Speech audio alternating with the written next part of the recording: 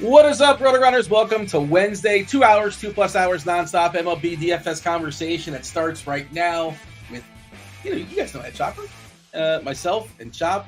We're going to be talking about this 9-game slate, which very, very likely is going to get chopped down to an 8-game slate. We have the issues there, of course, in Atlanta. Super important as far as standings. The Mets taking on the Braves. Both those teams still fighting for a playoff spot, but Mother Nature, the hurricane out there lurking, it does not look great. Last I saw, I went ahead and put this in chat. Let's go ahead and drop this in chat. What's up, chat? Hit that like button. Do subscribe. Do turn on those notifications so you know when we go live. I think Roth still has this as a straight orange. Let me hit refresh and confirm. But that's not very good. Fairly widespread showers and storms in the general area. There's a chance the action is just far enough east to squeak this game in, but I'm not too confident in that outcome.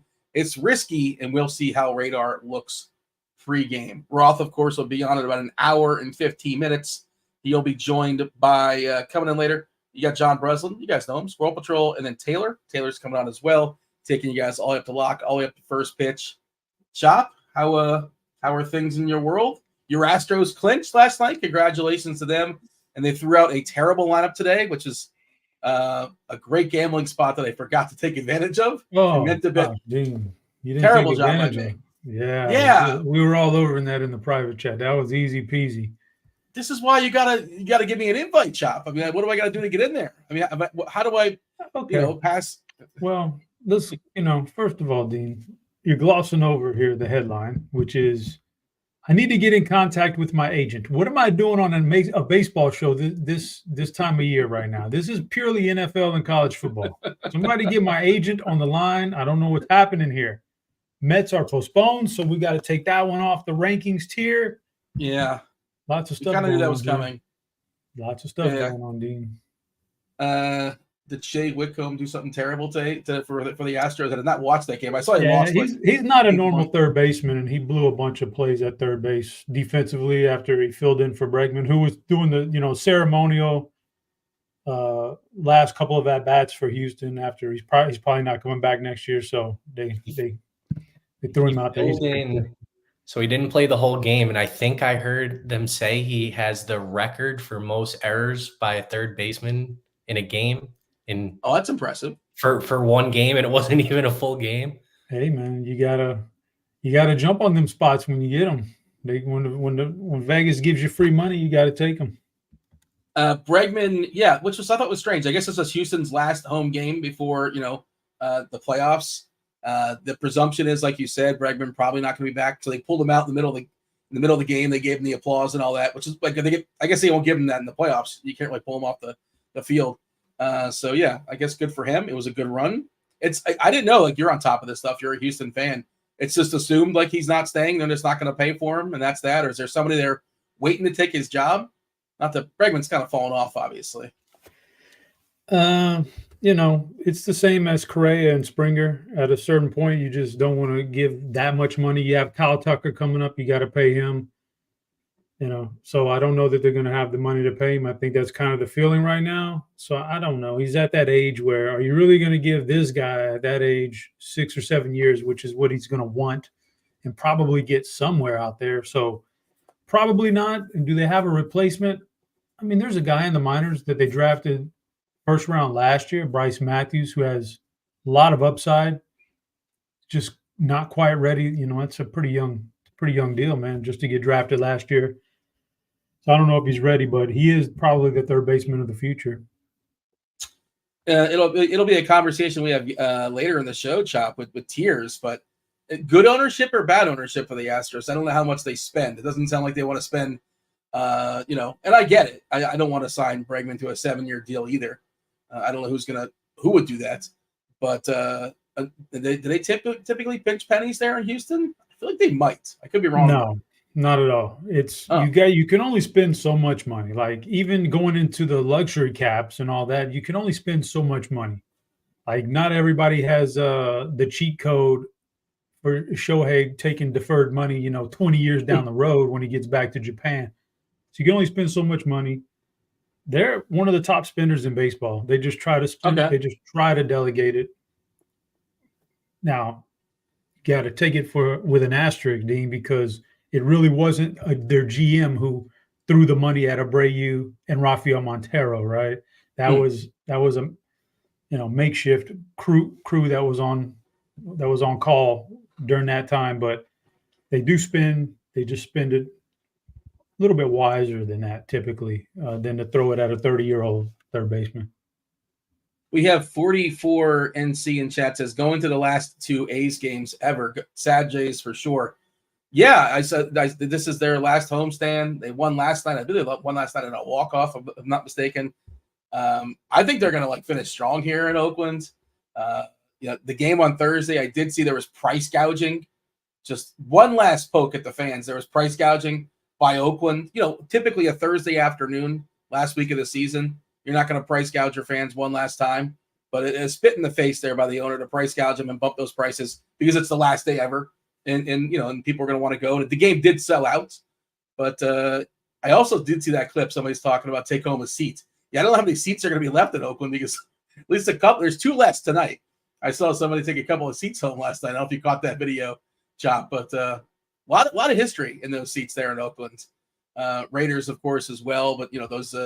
The Athletics from the 80s, the 90s, some fun teams back then, rough times these days. But let me know how much they charged you. Or did you get them in the secondary market? I'm curious how much it costs for those tickets. I understand why you'd want to go. Probably some tears in that crowd as well. This has been there, been a part of that city for so long, and they're going to be in Sacramento next year, I guess is the plan. I don't want to get on my soapbox, but they really should force that owner to sell the team. He does not deserve the benefit of starting a new franchise, kind of, sort of, whatever you want to call it, in Vegas or wherever they end up. But just by being, I'll stay up. I'll stay up my soapbox, Chop. We'll say that for later. We're talking about things of that sort later on when it comes to our stack tiers. Chris Sale not throwing baseballs tonight. Let's see, $100 each for tomorrow in the nosebleeds. Yeah, it's pretty wild because nobody shows up the entire season. But this last series, you got to go see the Athletics one last time. I'm waiting for an ownership shuffle up. Okay, here we go. I don't know if ownership's going to be in there just yet, but the absence of Chris Sale, one of the best pitchers in baseball, the Cy Young winner, the presumed Cy Young winner for the National League, certainly changes some things here on this slate.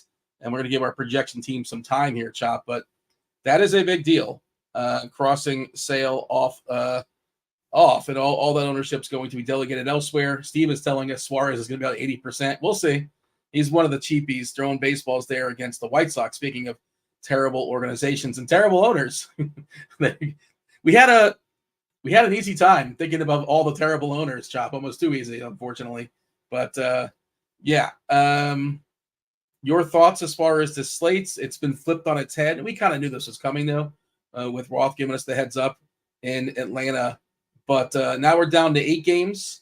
We still have a game in Coors, Colorado, St. Louis, not the 2 best offenses, but 2 teams that do have team totals above 5.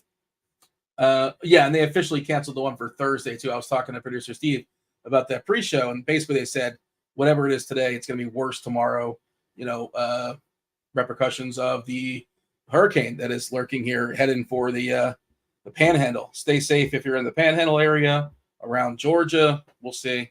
I'm in Florida, but thankfully I'm just going to probably catch we're currently in a tropical storm warning where I'm at, Chop. So I'm outside the cone of error.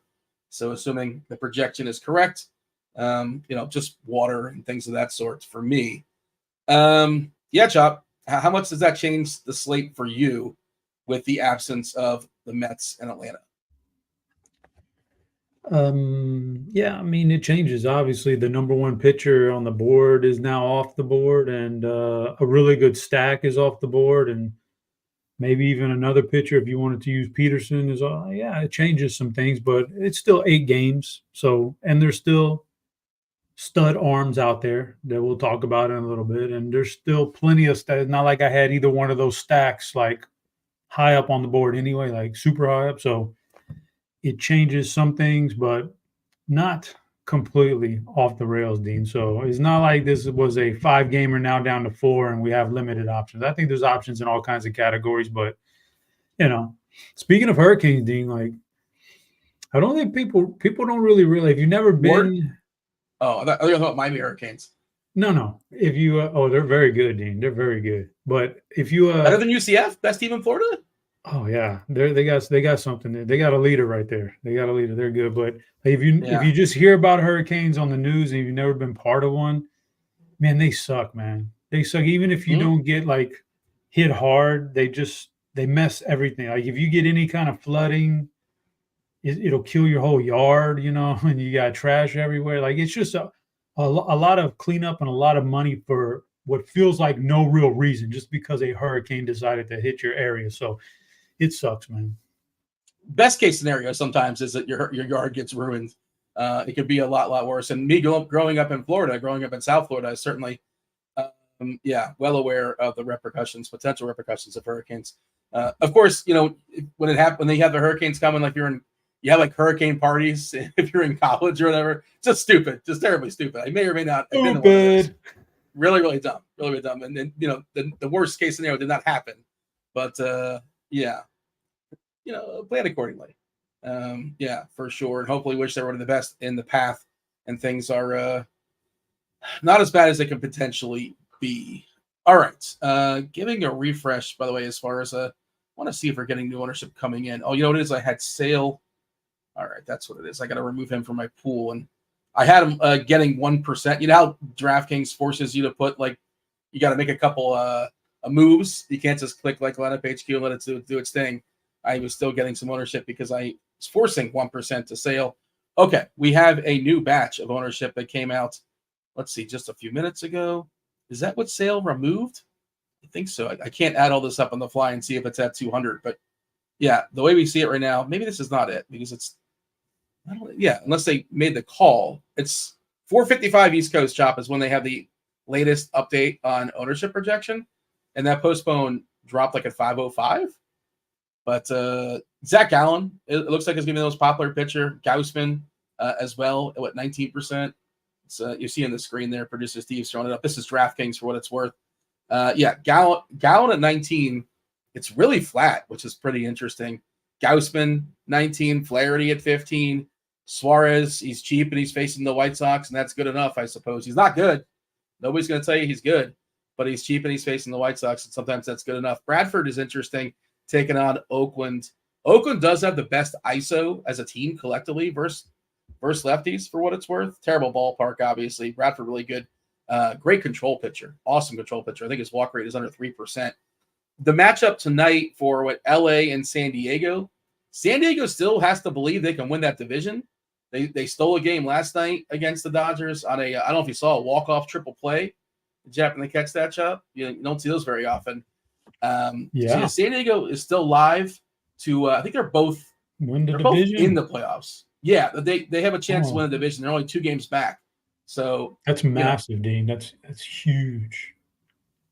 Yeah, I was on the morning grind last night with Stevie. We were talking about that game, and that game was going on as we were having the discussion. And we were like, interested in Cease if San Diego wins. If they don't, they're probably going to be basically like, we're just not going to catch him, and maybe we don't push Cease. You don't really want to pick on the Dodgers, but they probably let him go 105, 110 as far as pitches, assuming he's doing okay. But again, the Dodgers, so it's a tough matchup. But we're looking for ceiling, and I think Cease has got a chance to grab a big ceiling today. Arizona, another team that definitely needs a win. So Zach Gallen, good matchup against San Fran. Currently, I'm looking at the Fangraph stuff, like Fangraph's projected chances to make the playoffs. Diamondbacks are 53%. They're in that wild card hunt. So basically, 2 of Arizona, the Mets, and the Braves, 2 of those teams will make the playoffs. 2 of those 3. And the Mets and the Braves will have to play each other twice at some point. Not today, not tomorrow, I guess Monday, as producer Steve was talking about. That's probably when they're going to get those games in like a doubleheader, which seems like a terrible way to decide if you can make the playoffs. Well, what are you supposed to do, right? You got to start the rest of the playoffs at some point, but that seems to be the likely predicament. Arizona needs a W tonight. Zach Gallen kind of up and down this year. but a little as far as based upon his track record, similar to Kevin Gausman. Toronto, of course, going nowhere, and he was pitching a no-hitter. I don't mean to just touch on every pitcher, but this is all top of the head stuff. He was pitching a no-hitter last time out, and he was pulled with a back. There's no reason for Toronto to push Gausman. Any sort of flare-up, I'm assuming he gets pulled. So I'm a little bit cautious there. But the other part of it, Chop, is if there's any possible issue, why would they pitch him? They're still on the hook for 2 more years in Toronto at like 25 per. So, if there's any possible issue, they just wouldn't throw him out there. They're going nowhere anyway. So I assume he's fine, but like back of my head is like, well, why would they let him go 6 or 7 innings? Yeah, this is the kind of stuff that's unquantifiable that projections can't catch. Do you have thoughts on any of this, Chop? Let's see. Sounds good, Dean. I mean, yeah. I don't know what you said. Yeah. You weren't listening to any of that? What were you doing? Yeah, I was listening at first, and then you just kept going and going and going, and I was like, "Dang, I know. Is he ever going to stop?" I don't know. Okay, then I had a lot of thoughts. Then I started, reading about this other stuff over here happening. What are you reading about? I don't know if you heard this, Dean, today, but this morning, the 3-0 UNLV football team, their quarterback he said, "That's it. 3 games, I can still redshirt. You didn't pay me the money you owe me in NIL, so I'm going to redshirt." I love it. So it's wild. And that was good. But the late breaking news, Dean, because then there was this back and forth. We had an agreement. Oh, we never had an agreement. There was a handshake, no paper. There was a lot of he said, she said. The latest thing, Dean, right before we came on air was now the starting running back has gone ahead and redshirted too and said, "I'm out of here." So there's something fishy going on at UNLV. I was just catching up on that after you started. But yeah, I agree with a lot of your assessment there. There's the Gausman thing, I'm kind of like I'm on that train tonight. I kind of think.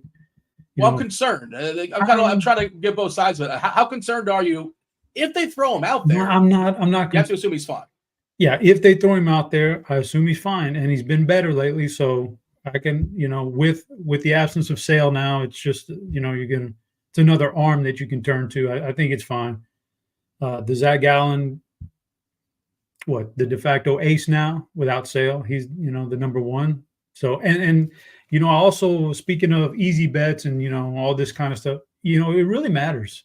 Not quantifiable, like you said, but it matters if your team is absolutely needing a win and the other team has mailed it in. It's got to be some sort of a benefit for you, and that's where Gallen is. Man, he needs to get this team in the win column. And San Francisco, I know they're free rolling, they're loose, and there's nothing really, but that can work both ways. That could be bad for you too, and it could be good because you don't have any pressure, but it can be bad. So Gallen there, I like Cease. I don't mind this matchup tonight, man. When he's on his game, he's one of the best. This means a lot. These games with the Dodgers right now mean everything. One of these teams is going to win the division, and that's going to be great. The team who doesn't win the division has to put their entire season on the line in a game series. You don't want that. This means everything. So I believe he's going to go out there and he's going to get the number 1 ace treatment, as if it was a playoff game. You're not going to run him out of there in the 5th inning. Just because his pitch count's getting high and we need to preserve him for the year. I think he's going to get the full benefit of go out there till you can't pitch anymore. You know what I mean? So I think Cease is in a good spot here. I see you trying to say something there. No, I'm just I agree with you. And if we're looking for ceiling, I think Cease is pretty interesting. But like a general rule on the season is that you don't really want to pick on the Dodgers. But again, we could get like 6-7 innings out of them. I took Sale out of my pool as far as, looking at the slate as a whole. And now the biggest K-rate pitcher is actually Jack Flaherty. We haven't talked about just yet the other side of that game, 30.1%. And Cease is right there at 29.8%. The next guy in between with Gallen up next, I think is a really interesting conversation too. Gallen at 24.2%, former Marlin, current Marlin, Edward Cabrera, 5.8%. But his walk rate is bonkers. But if he just doesn't walk people, he's pretty good because his K rate's 25.8%. And you were talking about you can't quantify this stuff. like San Fran playing loose. You could argue, and you could just play the results. You could argue Minnesota's playing tight, right? Minnesota's pushing, they're trying to win. And, they lost to the Marlins yesterday. It was pathetic. I would counter that. I agree with that to a certain extent, Dean, but I think Minnesota specifically, if you've been watching them, they are worn down. They've had to try to keep up this. Remember, Dean, I remember, Dean. We were doing this show about a month and a half ago, 2 months. I said, Dean, get your Cleveland division winner bets in when Joe Ryan was announced out like a day earlier. They've been pushing the gas pedal so hard to keep up in the division and to keep up in the wild card. They've worn themselves out, and I don't think they've got anything.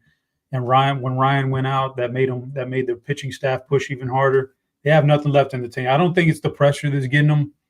I think they don't have anything left in the tank. It's a long season and a lot of injuries. And the Tigers just winning every single day put pressure on them too. Detroit, best story of the second half of the season, I suppose. It's pretty cool. And Detroit now, 87.3% chance to make the playoffs. I feel like they basically won every single game in the last 10 days or whatever it is. Imagine, and I know it's going to be the Astros. Imagine the team that has to go in there in a 3-game series and get Scooble in game 1 and you're down 0-1 all of a sudden in a 3-game series. Chop, what if, and they couldn't foresee this, but what if you're right. Detroit didn't trade Flaherty? Like, what if they didn't trade Flaherty? Like, they got future prospects, and I get it. I understand why they did it, and I'm usually for that. Was the whole thing. That was the whole thing at the trade deadline was what should they do? Should they be buyers? Should they be sellers? Should they trade Scooble? They almost trade. If they would have got a good enough package. Floated, yeah. If they would have got that package from Baltimore that they wanted, he would be out of there. Like, it's bizarre how things work like that. But, yeah, if they have – but then there was the whole his back hurt and all this other stuff for Flaherty. They didn't – yeah, but if they had Flaherty, ooh, buddy, and they went on this run and you could legit say that they would have a shot at going to the World Series, I think, with that one. Flaherty 1-2. Sure. It's revisionist history, and like again, with new information, you can revise your opinion on things. I don't hold it against them for trading him, and like it makes a ton of sense because I think he's a free agent after this season. So get something for him outside of the 5%, 3% chance you have of even making the playoffs, let alone doing anything when you get to the playoffs. So yeah, really interesting. The Twins, did they lose their summer sausage? Remember they used to have the summer sausage in the dugouts, and they kept it around on their winning streak. Is that gone? I don't know. But, yeah, it feels like maybe that's what's going on. And maybe they were kind of overachievers as well, that Minnesota team. You can kind of make that argument. I think Cabrera is really interesting for tournaments, especially when you consider that, around him, people are going to be pitching Suarez and people are going to be pitching Davis Martin, right? Suarez coming in at 15%, Davis Martin coming in at I'm sort of surprised. We have a similar – I thought Cabrera would be less owned than those guys. But our projections basically have them the same. We were talking about this last night, and we were guesstimating that Cabrera, like they're all basically the same price, but Cabrera is the best pitcher, most talented pitcher amongst those three, but also possibly the most volatile and also has the toughest matchup because he doesn't get to face either Minnesota or the White Sox. What are your thoughts as far as Flaherty, by the way? Because the Dodgers, they need Flaherty to stay healthy. They've lost all their pitchers, basically. They desperately need Flaherty for the playoffs. I know Yamamoto's back, but, they've lost Kershaw, most likely. Is he officially out? Glasnow is Dunzo as well. Stone, not that he's good, but Stone is gone also. They really need him, but of course they'd love to just close the door on San Diego and say, let's take this game tonight, and that's it. Your thoughts as far as Flaherty? It sounds like we both like Cease more. Yeah. We're currently seeing Gallen at 29% again. He's got the best matchup amongst those three. Got motivation as well, so I assume he sticks around for 6 or 7 at needed. But Flaherty, let's bring him into the conversation. San Diego doesn't strike out, right? They have the lowest strikeout rate against righties on the season. So what even is the upside if he pitches 7 innings strong? 7 and 5, 7 innings, 5 Ks, something like that. It's okay. No, that's why I'm not on Flaherty. And he could go out there and give you an ace performance, but there's not a lot of strikeouts in this lineup, and he doesn't feel like he's been at the top of his game lately. So he's been marginal these last couple of starts. Yeah, I'm just not on him. I just think that I've played very few pitchers against the Padres all year long, no Same. matter who they were. They just don't, like you said, for whatever reason. There's all kinds of different approaches hitters take through their hitting coach and their game plans at the plate, and they don't strike out very much. So, and with a healthy lineup, they can also put runs on the board. So, yeah, I'm just not on Flaherty. I think there's a lot of red flags there. Philip in chat says, so no Flaherty, then Gallen. By the way, we did get a projection update as far as ownership, and I think we did have the sale ownership number get delegated out because Gallen now jumped up to 37% on DK. Gauspin at 24%. Flaherty 19%. Suarez 17%. Bradford 17%. Cease 14%. Brady Basso at 12%. That seems a little high in my estimation. He's no longer 4K. 7.5 now. Martin at 12%. Cabrera at 12%. Woods Richardson at 7%.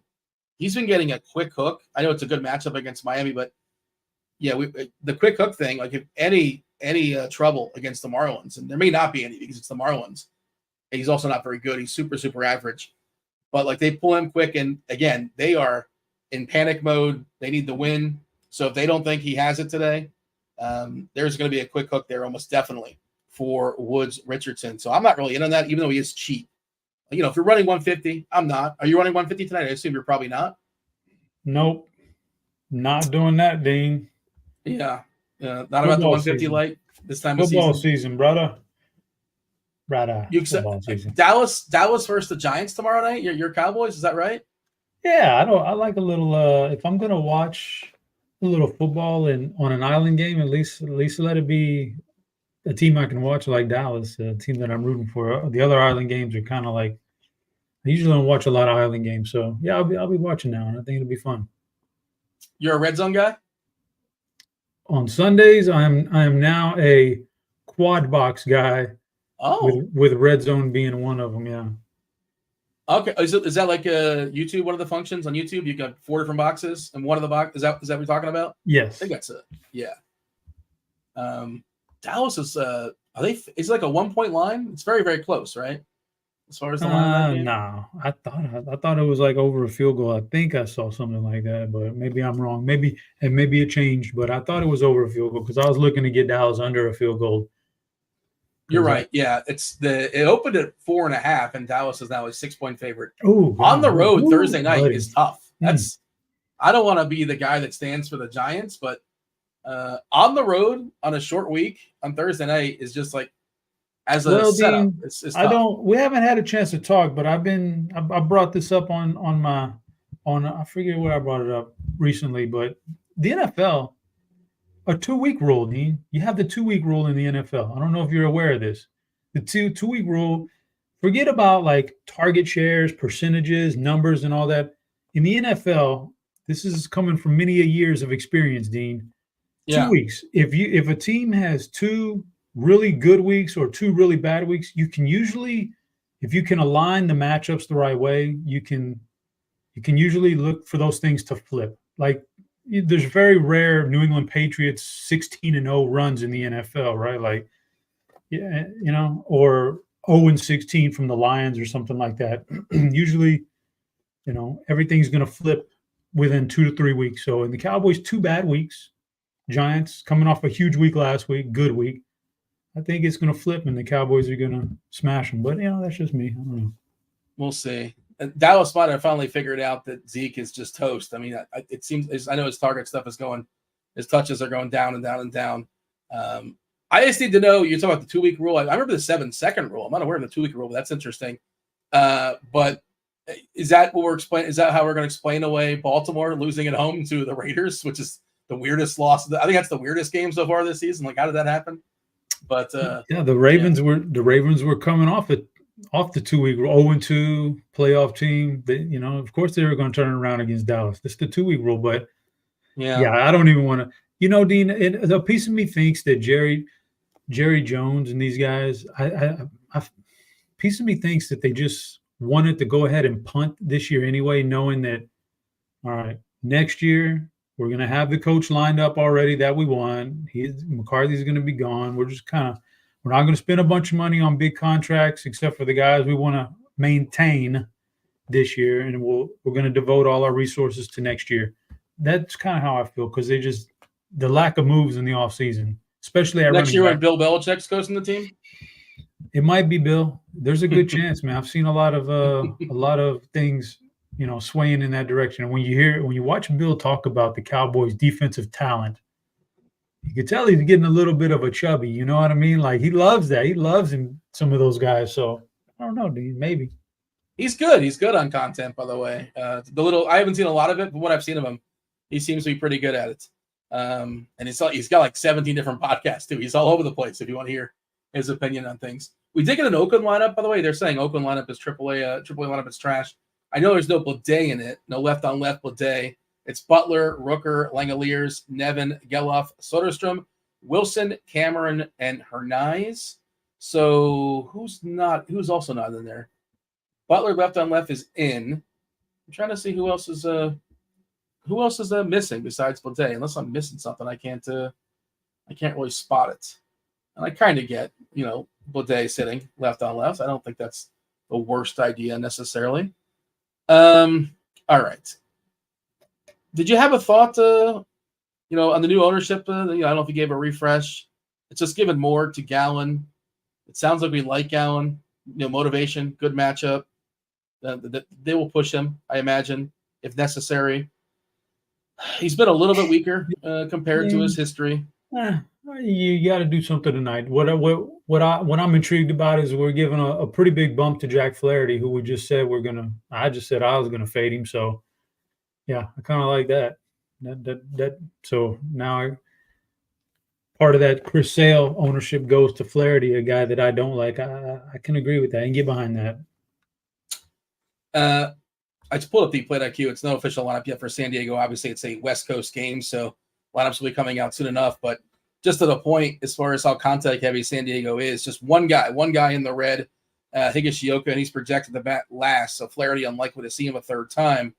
17.9% collectively. Like Arise, 2.5% strikeout rate. It's just insane. I think it was at 141 or 142 consecutive at bats where he went without walking. Just bonkers. Not a great DFS player because there's not a lot of power there, but just tough to face. To pile up. You're looking for strikeouts, and he's almost he's unlikely to strike out. All right. Gallen 37.5%. Gausman. No Seth Brown as well. Ryan's telling me in chats. We didn't have him projected because of left on left. Did I just mush Arise? What is he going to get? 3 singles, maybe even a double tonight, possibly? He's fine, but I basically only play that guy in stacks. We like one-offs to be guys that can get there on their own. They can bang one out. Have some speed as well. Yeah, and he's neither. What's up? He is a bad DFS player most nights, but man, he's my prototypical leadoff guy. I want that guy bad leadoff for my team. I want Kyle Schwarber leading off for my team. I want Ohtani leading off for my team. Okay. Remember those guys? That might have been you. Were you the guy that says Ohtani should be leading off?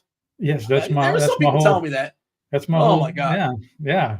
I don't want those home runs coming up with nobody on base. I want a rise on base, and then my Schwarber coming up next for a 2-run shot. How about that? Rise is slow. Rise is a terrible baseball player outside of actually getting singles. We want he can't field and he base can't run. Runners on ahead of our power hitters. I'm not trying to steal bases ahead of Schwarber or Shohei or Jordan. Sit your ass on first and wait for them to hit a home run. That's all I want. I just need a guy to get on. So you want a Rise to make the last out of the game with Ohtani on deck with your team losing by 1. So that's what we're going to do, the 1 in every 100 games where that actually matters. Come on, dude. Happens a lot. It happens enough. Nah. Your biggest fear is God forbid my power hitter only hits a solo home run. Yes, that's terrible. It's terrible. You have that kind of power up with nobody ever on base because the guys ahead of him are 7, 8, 9. Yeah, and the 1 every 100 games where Arise gets 1 extra at bat than Schwarber. Wow. I don't know what it is over the course of the season. Maybe 20 or 25 It's not very much that it actually matters. Not only does it have to happen and like that be the cutoff, but it has to be a competitive game one way, like it can't be an uncompetitive game one way or another for it to even matter. So yeah, I want to rise leading off for me ahead of my power hitters, man, because the guy strikes out like 3% of the time. Are you kidding me? Yeah, he doesn't walk though. He got like a 3% walk rate. He pops out and grounds out a lot. But yeah, he's a great single hitter. Sure. Yeah, get on base, man. Just take a lot of pitches. I want Jordan on deck. He doesn't take pitches though. I want Jordan on deck watching all those pitches he's getting, man. Yeah, slapping off foul ball, slap. Yeah, I mean, I like it, man. I like it a lot. But Arise doesn't do that. He gets in and gets out. His at-bats are quick. He hits the ball somewhere. He is top 10. He doesn't hit it? Not on offense. He's top 10 in Major League Baseball in balls fouled per at-bat. Yeah. Okay. Is that who else is in that? I'm curious now. Is this something you just pulled up on the fly, or you did this? Yeah, it's a chop fact, brother. I thought give me the link to that chop. By the way, hit that like button if you want the knockers, if you want the BBP suggestion of the day. Also, I haven't mentioned it. I see it's been scrolling the entire time. We're going to jump over to producer Steve soon enough shortly when we're done here with pitchers. But yeah, if you want to get yourself a week free of RotoGrinders Premium, make sure, I assume you already have, in the Discord channel, rotogrinders.com/Discord. Hit the avatar where producer Steve just posted Wheel Wednesday. We are going to spin that wheel momentarily. Question in chat from Andrew: is Fetty or Cabrera in play for cheap? I much prefer Cabrera over Fetty, and I wouldn't play Fetty because I think you're better off taking your chances on Cabrera, who might have a negative. He very well might put up a negative score. Wouldn't shock me. His control is bad, but his Ks are good when he's throwing strikes. Your favorite cheap pitcher, Chop? And if you want to answer that, by all means, if you feel differently, Fetty versus Cabrera. But I want to ask you your favorite cheap pitcher, Cabrera versus the two guys pitching in the Angels and White Sox game. Cabrera's fine. Cabrera's fine. But if I was going to rank Cabrera and the Angels game, I'd probably go Davis, Martin 1, Suarez 2, Cabrera 3. But they're all fine to save you a little money. And I would not touch Eric Fetty. I just don't play guys in Coors Field unless there's something about them that's really good, and they're facing Colorado, not a Colorado guy facing the opposition. Shit. Fetty is just super average, 20% Ks basically. Nothing special there. On the other side, nothing special. A Gomber, of course, we're not talking about Gomber. Woods Richardson's one of those cheapies that are in the conversation that could be okay for 5 innings, but again, if any sign of danger, I think he gets hooked because that is a desperate team over there from Minnesota. They will go to the pen early if need be. And then but we didn't touch on Bradford. Kind of mentioned him in passing. He's projecting well. So it's weird. I feel like my take has changed. I was on Oakland more last night than I am right now. Still like Oakland as like a tournament team, probably more so as a mini, just because Oakland has really good power against lefties. But I probably should be embracing Bradford a little bit more. Contact pitcher, 3.5% as far as the walks. The Ks are good at 23%. Fly ball guy probably gets saved mostly by that big ballpark in Oakland. Is Bradford in your pool? Yes, absolutely. He's a pretty solid pitcher, man. I think the outing, that runs up a lot of his numbers in a negative direction is that Arizona game a couple starts ago, but that was an anomaly. I don't know. I didn't dig into that game, but that's not what he does. And then he came back and he bounced back. His last start against Toronto and smashed. So he's fine. He's going to get you. What are we looking for here? Like, he's kind of priced up there to where, he's not a free square or anything like that. But no. What are we really looking for in our pitcher tonight at this time of the year? I want a guy who's, if he's pitching pretty well, at least 90 plus with a potential 100 plus pitch count. He's got that going for him. He's got a pretty decent matchup. He's got pretty good stuff. So I think he's fine. So new projections, new ownership, and the lineup for Oakland dropped as well. And I assume this is somewhat of an adjustment to that. Bradford is now the second highest owned pitcher, according to our projections. We have him at 24%. He jumped Gausman at 21. Gallen's still holding strong at 35. So Okay. he's going to be popular. Okay. Let me do this then, Dean. Let me counterpoint that a little bit. This is why I like to, one of the good features and easy features in Lineup HQ is if you go to the upload aggregate, I can aggregate the projected ownership between the bat and RG because not everything's perfect. And Bradford's, he's only getting about 15%, 14 to 15 on the bat projected ownership. So I think it's a pretty big deal. Like the bat has Flaherty at almost 20%, which is the third highest, and Gallen, of course, in the 30s, Gausman in the 20s. So give it a refresh, Chop. Gallen is 40% in the bat. I got 40% in the bat. Maybe that just happened. Hold on. Well, I'm just getting the Soderstrom Blade update. So let me see here, Dean. But Gallen's the clear one in ownership for sure. Like he's up to 40. Yeah, he's up. Okay. And Bradford's still only hanging around. He's actually lowered Bradford's ownership in the bat. So that's why I like to aggregate him a little bit. You never know. Okay. Anything else we should say before we spin the wheel and turn it over to Steve? Last call, I believe everybody's in on the wheel. Any other thoughts you have as far as pictures? Does it matter, Dean? It's rigged anyway. Oh, the wheel's rigged. The wheel's rigged anyway. No, well, we cover it up. You got your cheap guys, Suarez, Martin, Cabrera, I think are all fine in the cheap range if you want. Gallen, Gausman, and Cease are where I want to hang out in the top range. The rest of these guys are probably not on my board, to be honest with you. So yeah, I might just make my stacks in like whichever like two of like the 4 or 5 pitchers. I'm really tempted to play Cabrera in single entry stuff. I think you can get him 5% in single entry because Minnesota's going to be popular single entry, 3 entry max. I'm not sure if I'm going to pull that trigger, but I'm considering it. I'm thinking about it because I think people are more likely to play Suarez. So again, not as good, but better matchup. But as Squirrel put today in the expert survey, the White Sox, they are red hot. They have a 1-game winning streak. So they've held off. They've not yet taken over the worst record in the history of baseball. Okay, let's go ahead and turn it over to producer Steve. Let's spin the wheel. Let's give away a free week of RG Premium. I don't think we have enough.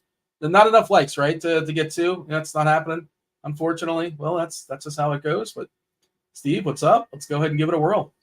Yeah, we're not even at 50. No, 2 spins there. All right, I'm going to shuffle it up. Shuffle it up.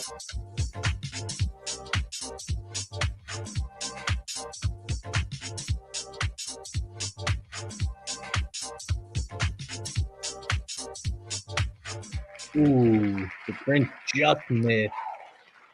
Wilson tied 50. All right. I'll shoot you a message in Discord, and now you are added to the list, and you cannot win until October. Yeah, is that the new thing, Steve? What's the new rule that's been implemented? I don't think it's officially been. Once you win, I'm adding you to the list, and you just can't win another giveaway for the month until the month ends.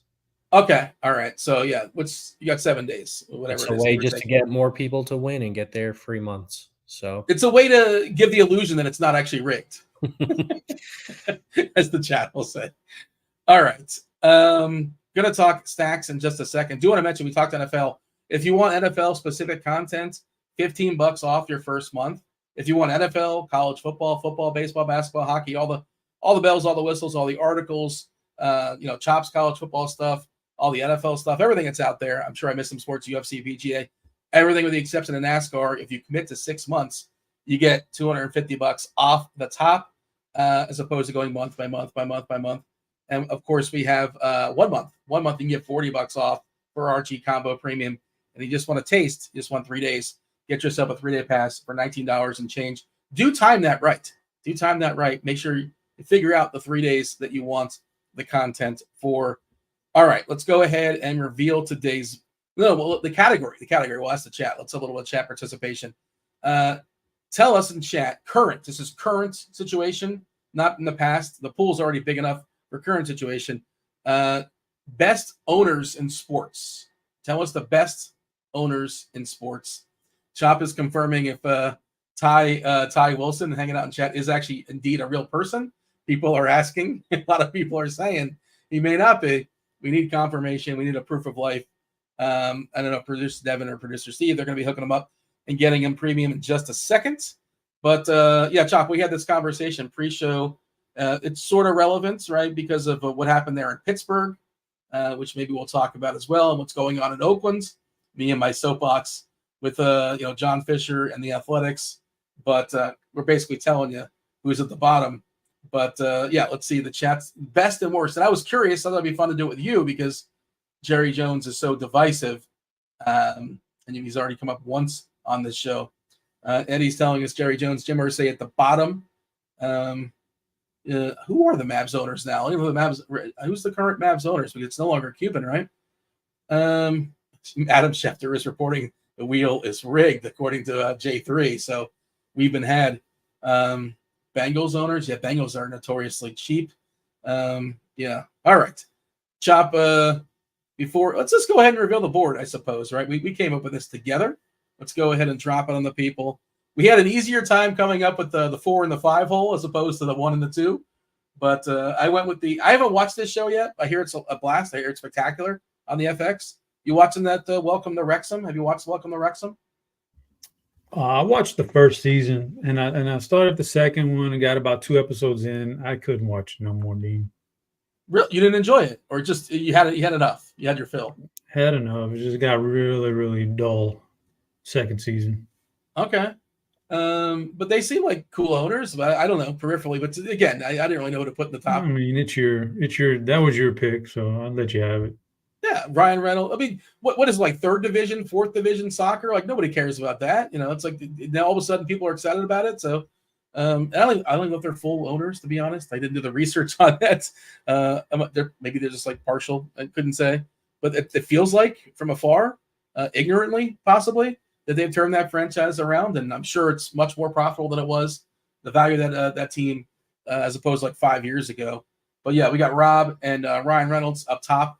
The Packers fans, they're well, you don't have to be a fan. It's not a rule, but like, just like share owners that own the Packers. I feel like that's probably like a gift that people give each other if you're Packer fans. I don't know if that's a thing, but that seems like a cool idea, right? I know there's like a trustee or something, and then you put Jerry Jones in the middle. I would put him lower, but you're the Taoist guy. We put Bob Nutting in the 4 spot, in part because of a recency bias, I guess. Pittsburgh owner who cut Rowdy Tellez 4 at bat short of him getting his $200,000 bonus. But in the offseason, when you're like, hey man, why did the Pirates not sign any good free agents? Remember this story. It's a big picture. If you have a chance to go to 3 or 4 different teams, and one of them is Pittsburgh, maybe this is a tiebreaker. You're like, you know what? Yeah, I'm not going to play for that dude because he stinks. And then, of course, John Fisher, current owner of the Athletics, already went in that rant. And there was plenty of people we left out. And those that no longer exist, that list is much longer. We didn't don't even have time to get into it. But Chop, any other thoughts do we have as far as this list? Anybody we missed? Dolan for basketball, I think, was somebody we were considering. I mean, we had the bottom was like, we had the Teppers and all those kind of guys, but you can only pick one guy. So, and then the bottom, there was a lot of bad ones, but also this was a list of current owners. Yeah. You go back, to former owners who are not in their leagues anymore. Those were the really, really, those were the really, really bad guys, but we couldn't include them on the list because these are current owners, but yeah, like who was the Suns owner that I forget? They just did a whole. Well, the Clippers. Yeah, the Clippers. Mark Shot. There's a list. There's a list of some terrible ones. Schneider. We didn't do all those because those are former. But Dan Snyder. Yeah. These are current, and this is where we are. I don't hate it. It is what it is. It's tough to find. It's tough to find a good owner. Like who are the owners out there that you? Because it was like I was telling you in the chat, even a good owner, you still don't feel good about calling him a good guy or what, because he's a billionaire and he's still making money off of this stuff. So I was looking at some lists and projecting really high on the list. Again, this is somebody else's opinion, whatever. Was the dude for New England, Robert Kraft. Apparently, people like him. I don't know. Arthur Blank was projecting well, and I don't know if you saw this. I don't know if you have to. Arthur Blank, did you see this? They have like a Ring of Honor in Atlanta. Did you happen to catch this? You know what I'm talking about? They have a Ring of Honor. The Falcons have a Ring of Honor, and do you know who was inducted into the Falcons Ring of Honor this past weekend? Arthur Blank. You know who inducted him? Arthur Blank. He inducted himself into the Ring of Honor. These are things you can get away with as a billionaire, but that takes some kind of audacity. That takes some kind of ego. I can't imagine saying, Chop, do you think you should be inducted into the RotoGrinders Ring of Honor? It's just somebody else is supposed to do that, right? Usually that's the course. But I'm seeing a couple things in chat. First off, Butthole Jenkins, what's up, man? We'll be on tomorrow night. Butthole will be doing the showdown show, so get ready for that one. And there's a lot of like Robert Kraft stuff. Like, but is he? Yeah. Is he a good owner because he, all those years of domination for New England, he was kind of like he helped that at least, he didn't. But then they saying he ruined his reputation with one little massage parlor escapades. I don't know what to think about Robert Kraft. So it's interesting. He got married awfully quick after his wife. No, I'm not going there, Dean. I'm not going there, man. I'm not throwing any shade. But I feel like all right, we can move on. But let's go ahead and let's go through the teams. We're down to just 8 games, so 16 teams. First game we're talking about here, Chop, is Baltimore, New York.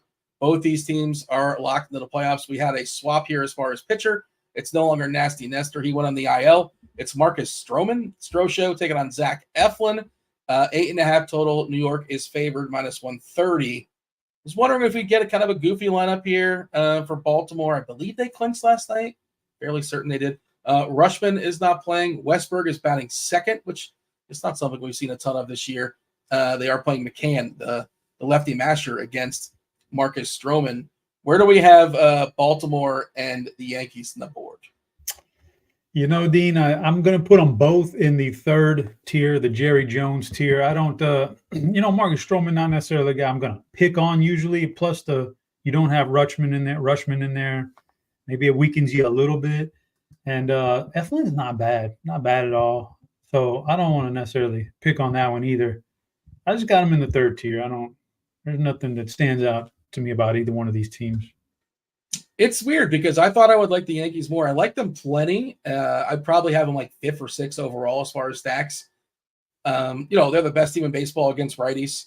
Eflin, though, like you said, he's not great, but he's very good at like not getting shellacked, right? He just rarely gets blown up. I'd probably put him a little bit higher, but I'm not going to argue with you. I'd probably put him in Packers fans. I would put him in Packers fans, but we won't dispute. I will yield. You are today's experts. Boston, Toronto, 7.5.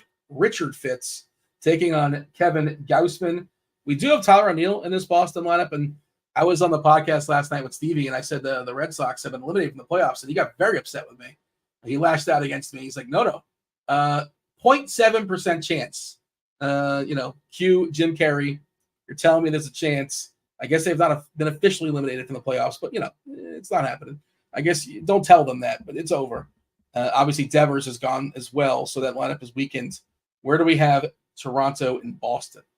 All right, this is a tough one. Boston, like on the surface, Dean, if it was strictly about the Boston hitters, if it was strictly about the matchup and all that other stuff, they're probably a four-tier team. But Gausman is now the second highest owned pitcher on the slate, and that's got to matter in the tier rankings. And he is blow up prone. He is blow up prone every once in a while. Just that alone will bump him up a tier for me. And Toronto, like, not a great offense. Lineup. Yeah. And not to mention, let's face it, Dick Fitz has been pretty good. He's not been bad at all. So he's been kind of lucky. Okay, luck. You say luck. I say skill. So you know what his K rate is on the season? I don't know right offhand. 11.1%. Okay. Yeah, and Toronto's just not a particularly Richard Fitz, by the way. Richard Fitz. Well, most people named Richard assume the nickname Dick. Dean. So I don't think so. I think Fitz. If you were Richard Chop, if I Google it right now, which would you have went with? If you have your choice, that's not. What would you introduce yourself at parties? You kind of usually don't have a choice when it comes to nicknames. Just like you can't induct yourself into the Ring of Honor, you can't give yourself unless you're the owner nickname. So anyway, the owner, you can do it. Let's get both these guys in the 3 tier. Yeah, and then more down the road on Dick Fitz. As we go. If you had to choose though, Chop, would you kind of switch it up depending on the situation? But which would you go with if you had to go Richard or Dick? Well, Dean, I would probably make sure I am slightly overweight. Question. I'm slightly overweight, so they could refer to me as Big Dick Fitz. Big Dick Fitz. Wait a minute, I got to pause that in the right area. That wasn't the right one. Chop, what is going on? Big Dick Fitz. I apologize. Parents had to know. Like, how did the parents not know what they're a friend? It's like before you name it. Like, oh, what are you going to name the kid? Oh, we're thinking of Richard. Oh, sure. Do you want to reconsider? Have you considered your last name? Do they not have friends? The Fitz family? Did nobody want to tell them? You're supposed to tell them, right? Anyways, all right. Let's move on. So we have all teams right now. We're on the fence here, Chop. Everybody's in Jerry Jones. That's where we're at right now.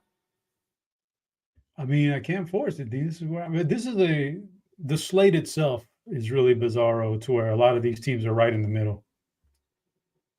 Mets and Braves are not playing baseball. In case you missed it, Angels and White Sox they'll be playing They'll be trying to play baseball. They've been trying to play baseball all season long, doing their best at least.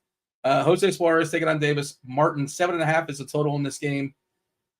This is like the cheap hitters. You got cheap stuff here as far as hitters. Both Martin and Suarez are going to get some ownership because they have to face some terrible lineups. Neither are great or even like average-ish. Maybe Martin's average-ish. I think Suarez is worse, but the matchup's good. Man, I'm gonna play. I'm gonna end up playing some Miguel Vargas leading off. I can't stop playing him. So terrible right now, but he is leading off and he is crazy cheap. If he makes everything else work, I might go back there. We shall see. I have not made my lineups just yet. Where do you have the Angels and the White Sox? Angels, White Sox. Both of these teams are going to go down in the. Is his name Rick Nutting? I believe it's Bob. Oh, Bob Nutt. I can't tell because it's so small on my screen. Bob Nutting. So hey, it's a good thing. Damn good thing his parents had the foresight not to name him Richard. Hello, McFly. I don't know if these teams are going down there in the Bob Nutting category because let's see, Suarez has actually been really good since his demotion and then then his promotion. So and the White Sox are just terrible. Davis Martin, not a bad pitcher. Angels terrible against right-handers anyway. Yeah, put both these teams in the 4th category for me. Yeah, so last 30 days, Suarez 30.4% Ks. So I meant to point that out earlier.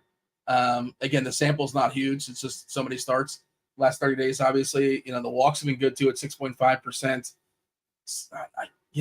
I like Suarez more than I like Martin, but I'm considering Cabrera as a pivot to be different. We shall see. All right. Next game, Marlins, Twins. Woods Richardson taking on the aforementioned Cabrera, Minnesota. Desperate for a win. They're now 25-30% or so to make the playoffs, sputtering down the finish line. Minus 200 favorites taking on this Marlins team. 8.5 total. Where do we have the Fish and the Twins? Nah, Dean, I want you to go first this time because I keep putting these teams in 3-4 and I can't really. So I want you to go first. So it's not just my judgment here. So. I want to lean into the high variance of Cabrera, so I want to roster him and I want to pick on him because I think it completely can implode. The other thing I think is worth noting, we saw this last night when the Marlins started a lefty. Minnesota is a team that will pinch it a ton, and they're a desperate team. So if you remember the show last night, we were talking about not playing the two most likely candidates to get pitch hit for, Kyle Farmer and Margot. And both those guys were hitless and got pinch hit for very, very quickly. And we got Margot at like plus 210 to not get a hit last night in the sports book. That was a nice one. Not the victory lap it, but the point is, we get some things right sometimes. But the point is, the Marlins only have one lefty in the pen tonight. So I don't think the pinch hit stuff is as concerning.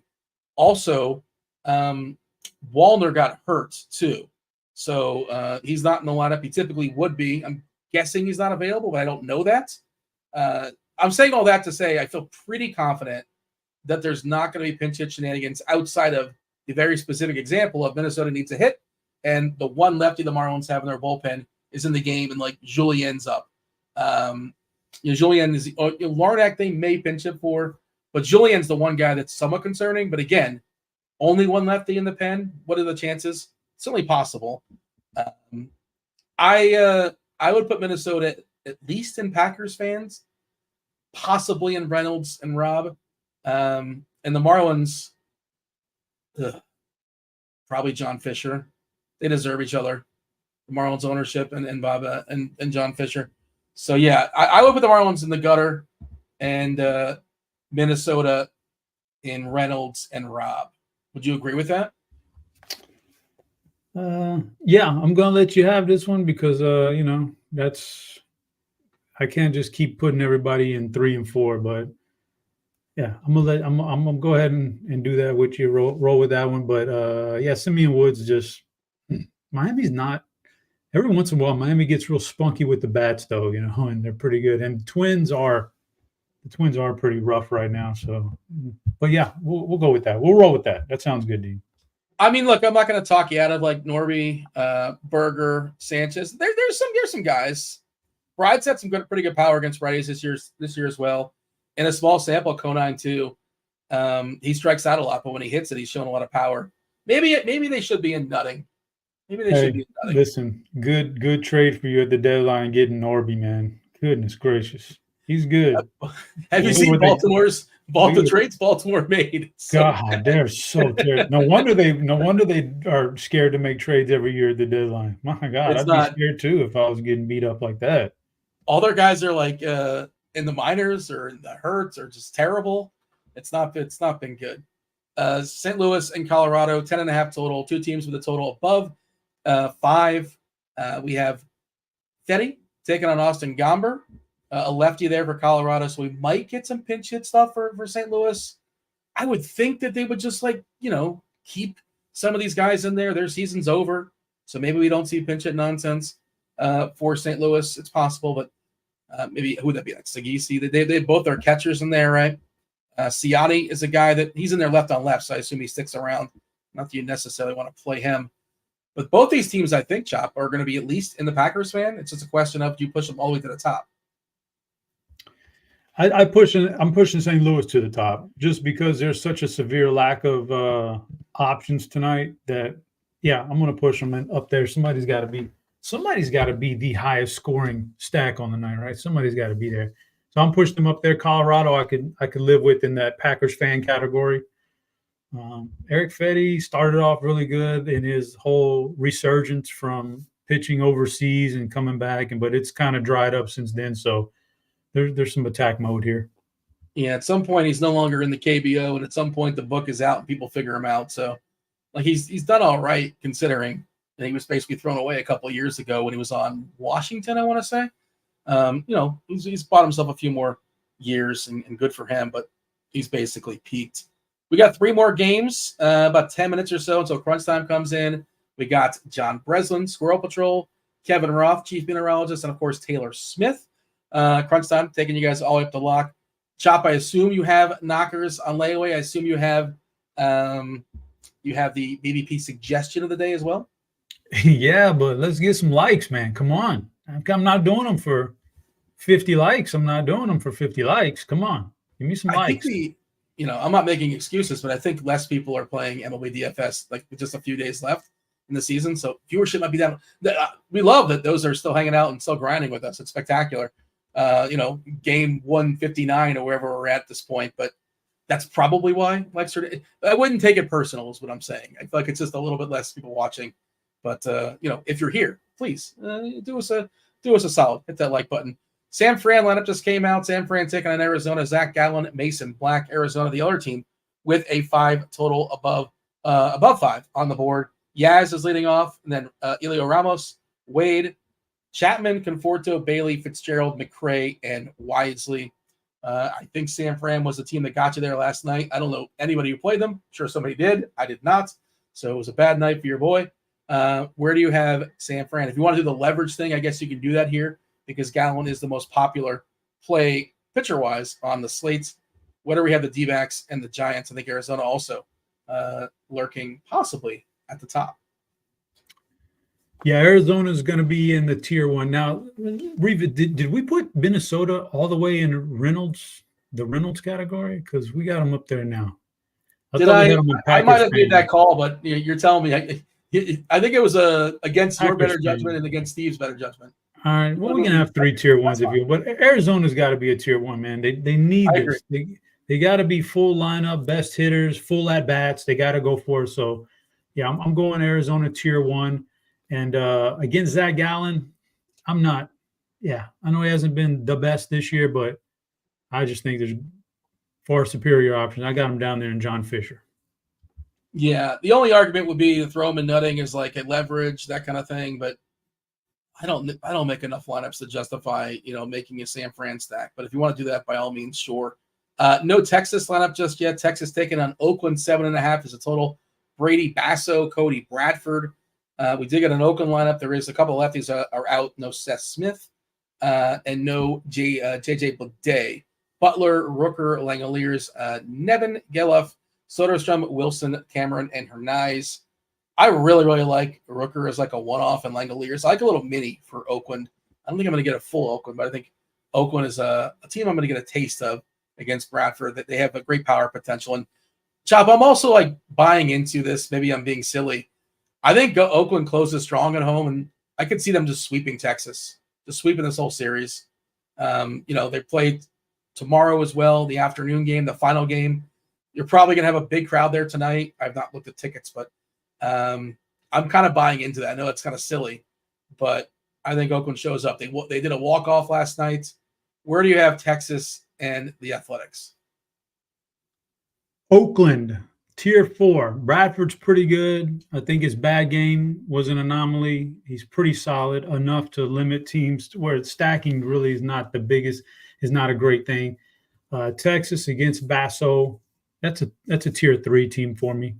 They're okay. They've given up on the year, but you still want your numbers. So as a hitter, so you're not like giving up at bats, but yeah. So that's where I am. Yeah. So according to I guess ESPN, or this probably links to like Vivid Tickets or something like that, the cheapest tickets in Oakland tonight are $25, as opposed to the cheapest tickets tonight, Yankees $6. Cheapest tickets tonight for Minnesota $4. This is probably before like the $20 surcharge, whatever it is, until they get you. But yeah, Oakland is it's a hot ticket. It's a hot ticket.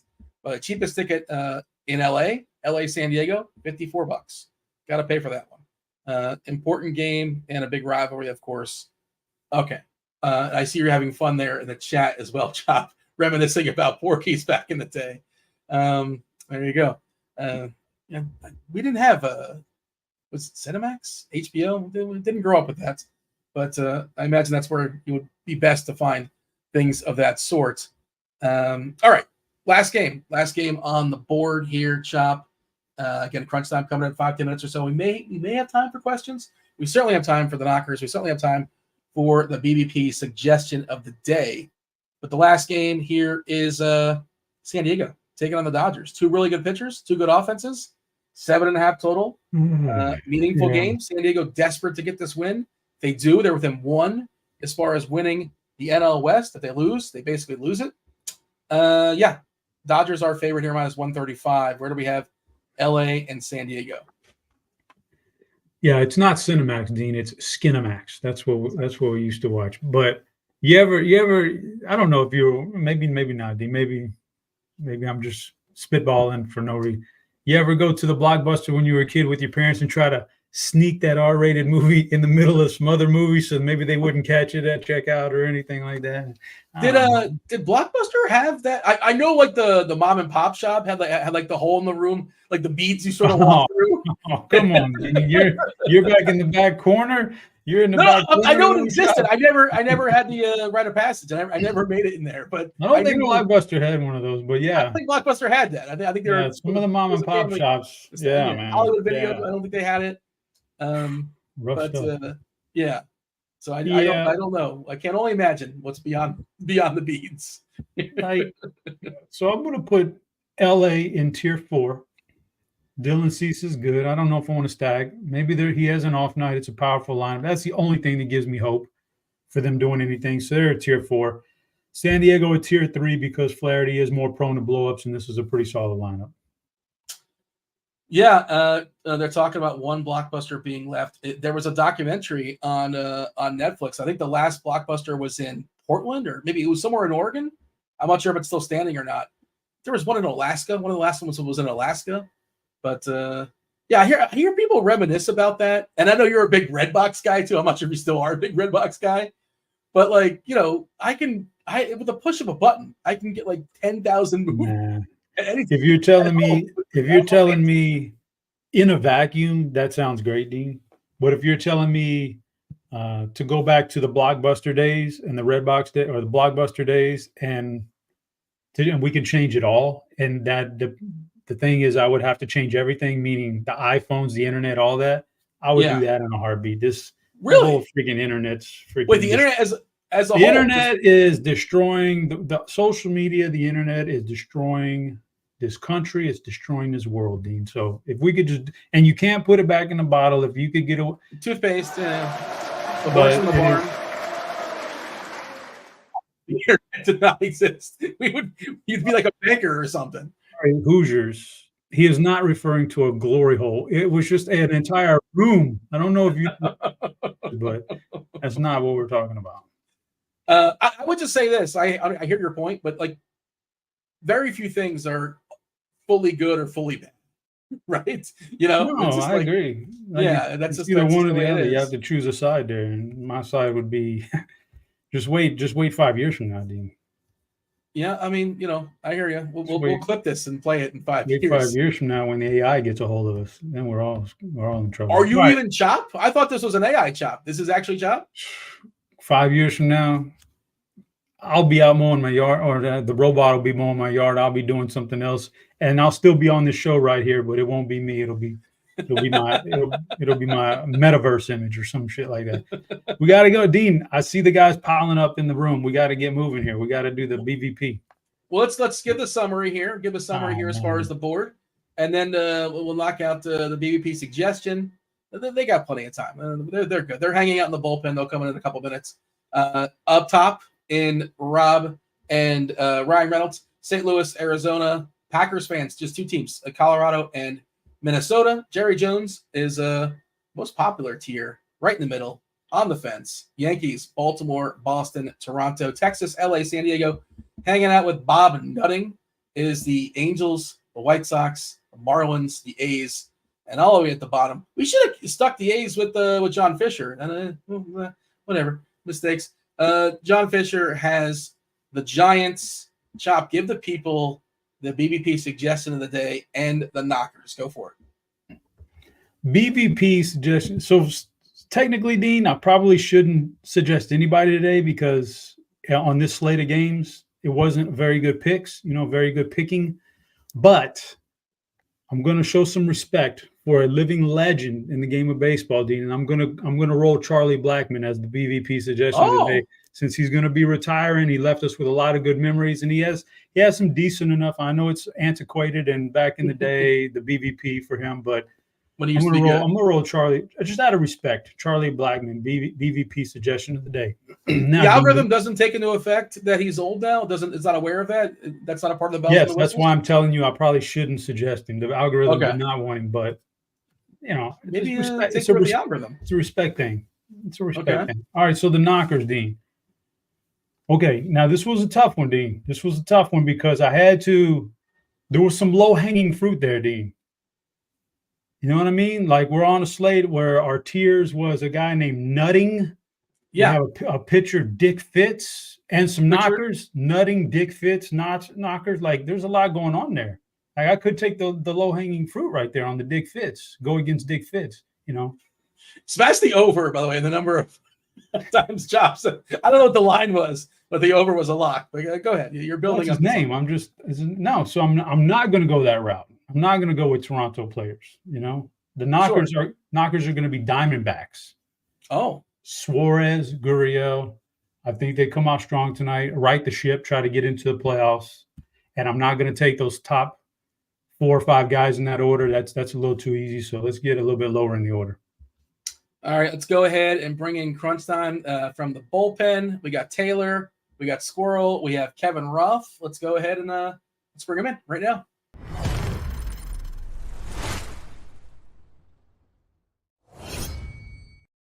So I'm curious, I don't know if you guys heard the conversation. Are you too, just like Chop, somewhat nostalgic for back in the day, a blockbuster on a Friday night? Does anybody have? Because, like, again, we're spoiled. We can hit a button and get any movie we want. It just came out in the theaters like a week ago. We can get it at home. No need to put on pants, something like that. You're not going to see it in the big screen, but, you know, you got your own popcorn, and it's not $17. Maybe you don't have snow caps.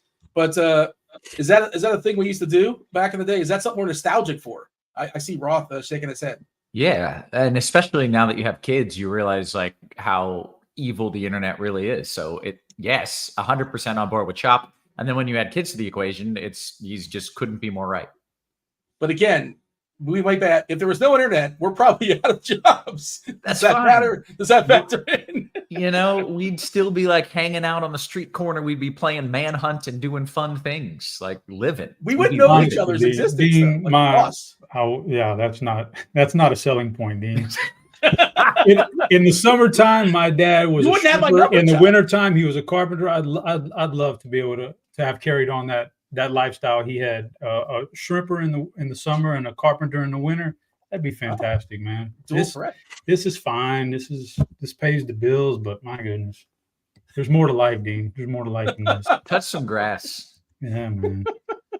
I would get snow caps every time from Blockbuster, and they were never good. But I talked myself into getting them every single time I went, and they were overrated, bad right? every single Fun time. to say. Yeah. You think they look good, and they never lived up to it. I think I saw Kirkwood? I saw Kirkwood hang out in chat. He was talking about it's snow caps. You put it in your popcorn. Have you heard of that thing? Have you heard of that concoction? I'm not saying that improves it, but I know it's something people do. Just throwing it out there. I have not. The snow caps still exist? Are they fully gone now? Guess we can Google. I think so. I think they still exist. I would imagine so. But yeah, thankfully we have the internet and we can check such things instead of just pondering about it and just like I wonder if we can get the answer within 3 seconds. Can you get them on Amazon? The damn internet. There you go. Amazon taking over the world. Yeah. The chat is confirming they do exist. Chop, anything else before we step aside and get out of here? I'm done. All right. Succinct to the point. That was Chop. I was Dean. Roth, take it away. Good stuff. As always, welcome to it, ladies and gents. You know the drill. It's crunch time. Two of the sharpest minds in the industry hanging out with us here, walking us through this slate. I spent a lot of time forecasting for Atlanta today, and that was all for naught. The game is postponed, as is tomorrow's game, also postponed. But there's nothing else that really has any major weather issues out there. The one thing I'll say is I wouldn't be fully shocked, and let me pull up the latest, if they have the briefest of late starts in New York. Even if they do, the game's going to be fine. So if you hear of a late start, don't stress. And if they don't late start, they're just going to play through whatever rain does happen to move in. So I'm not worried about a delay. Really, bottom line is a bunch of games with a low chance of a delay. I don't think there's anything out there you should do something about weather-wise. So do whatever you want. That's the bottom line. I mentioned two of the sharpest minds in the biz. That does include Taylor in the house. What up, Taylor? Not much. Coming down to the wire on the season. I'm sure you're devastated that baseball is almost over. It's crushing. Should be a play. Okay, very good. We got Squirrel in the house as well. Squirrel, your microphone is very close to your keyboard, or at least it sounds it. Is it? Yeah, a little bit. I don't know. Yeah. Maybe a little bit. Oh no, you know what? I wasn't typing. I was messing with the microphone cord. Oh, okay. That's it. Okay. I thought you were just pulling a Cardi on me and just like hammering those keys. How are you, man? How are things? Good. Yeah, I was just messing with this cord and then thinking like, oh, it's probably really loud on the microphone. It was very quiet here. Yeah, no, it was loud. How are you feeling about the slate? Good. I was kind of figuring we were going to lose the Atlanta game all day, so that wasn't like sitting heavy in my thoughts or anything. So I, down an 8-game slate, Coors Field slate, Seattle, or not Seattle, St. Louis in Coors Field. No real standout pitchers, and so just 8-game slates. Approaching the end of baseball season, feels like it just started, but It does. It doesn't actually. It feels like it's been happening forever. And it has. Of course, we got postseason as well. We'll have some content for that. Let's dive into this slate. Taylor, do you want to start us off? Squirrel kind of led in by saying no standout pitchers. Do you want to run through what pitchers we do have?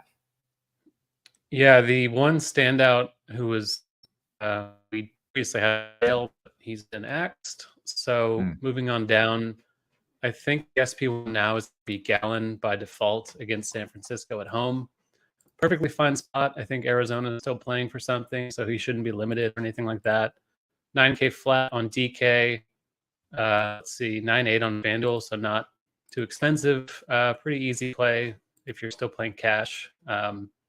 He's probably your guy. I think Kevin Gausman might be the SP2 that gets the most ownership. Not super psyched about that game. I don't think means anything, but he was limited in his last start. I think they pulled him early, but he's pitching today, so it should be okay. I'd imagine. I'm still playing him. I have him more than I would like, but it's kind of just the nature of the slate. Another one who could be somewhat popular is Cody Bradford against the A's in Oakland. Good park for him. Price the 8 on K. Decent enough pitcher. Good strikeout matchup against the A's. Otherwise, I'm kind of going cheap. Living in the 6K range with my SP2 in tournaments. Edward Cabrera, Eric Fedde, Jose Suarez, Davis Martin, all perfectly fine. They're all kind of matchup based. Cabrera is the one who's a standout strikeout pitcher, but high walk rate is a concern. Matchup against Minnesota is not great, but for 6-2, I'm willing to roll a dice on that in a GPP. And after that, like Flaherty and Cease don't really make the cut for me. I'm actually not getting to Cease at all, which is a bit scary, but tough spot for both against one another. I think it's kind of concentrated. Gallen, Gausman, if you're paying up, maybe Bradford, and then if you're paying down, it's kind of a mix of Cabrera, Fedde, Suarez, and Martin.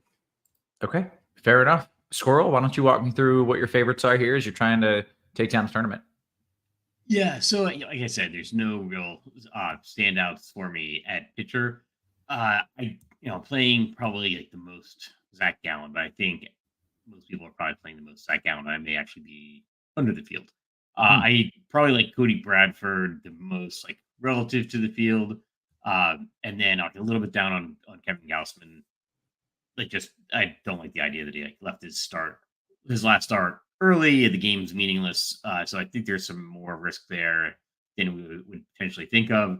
Another guy that I'm actually a little bit over the field on is Davis Martin. He's facing the Angels, and the White Sox don't win any games, but they won last night.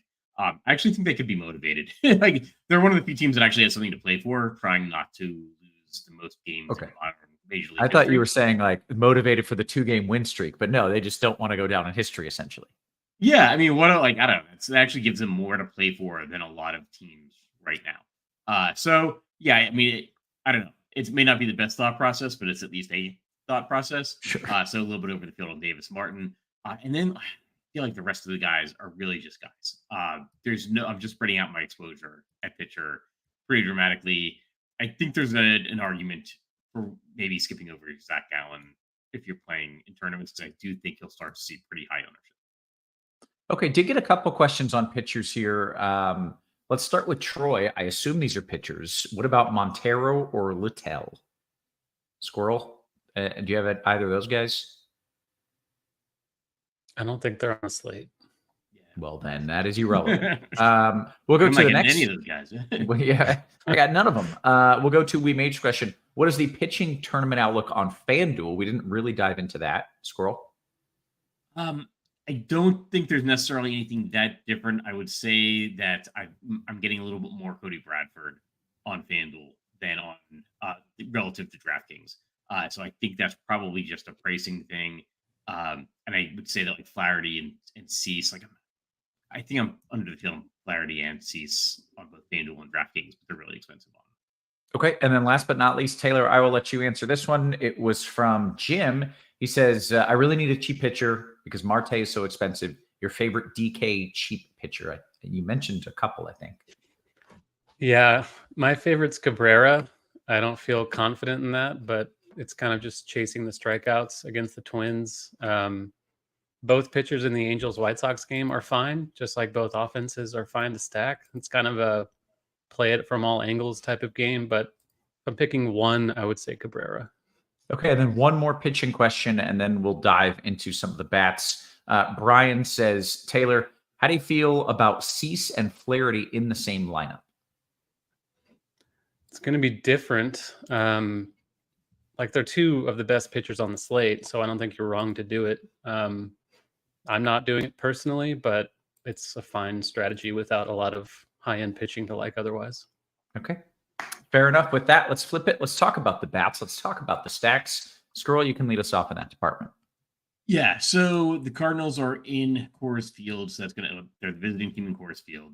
That's gonna make them the top offense on the slate. I think they're the top offense on the slate. I'm eating the chalk to some extent. Like I have more Cardinals than any other stack. Mm-hmm. I do think that, like at this point in the baseball season, probably the only people that are playing are probably people that have like been stacking the whole, stacking and like getting diverse like the whole season. So like I'm kind of okay actually just eating some chalk and thinking maybe some people are going to overthink it. I think after the Cardinals. Wait, hang on. Let me pause you here. Your thought process is that later in the season, we're losing some of the chalk donkeys, and the people who are still playing are those who were smart enough to like properly diversify and don't eat the chalk, and thus you are more willing to eat the chalk.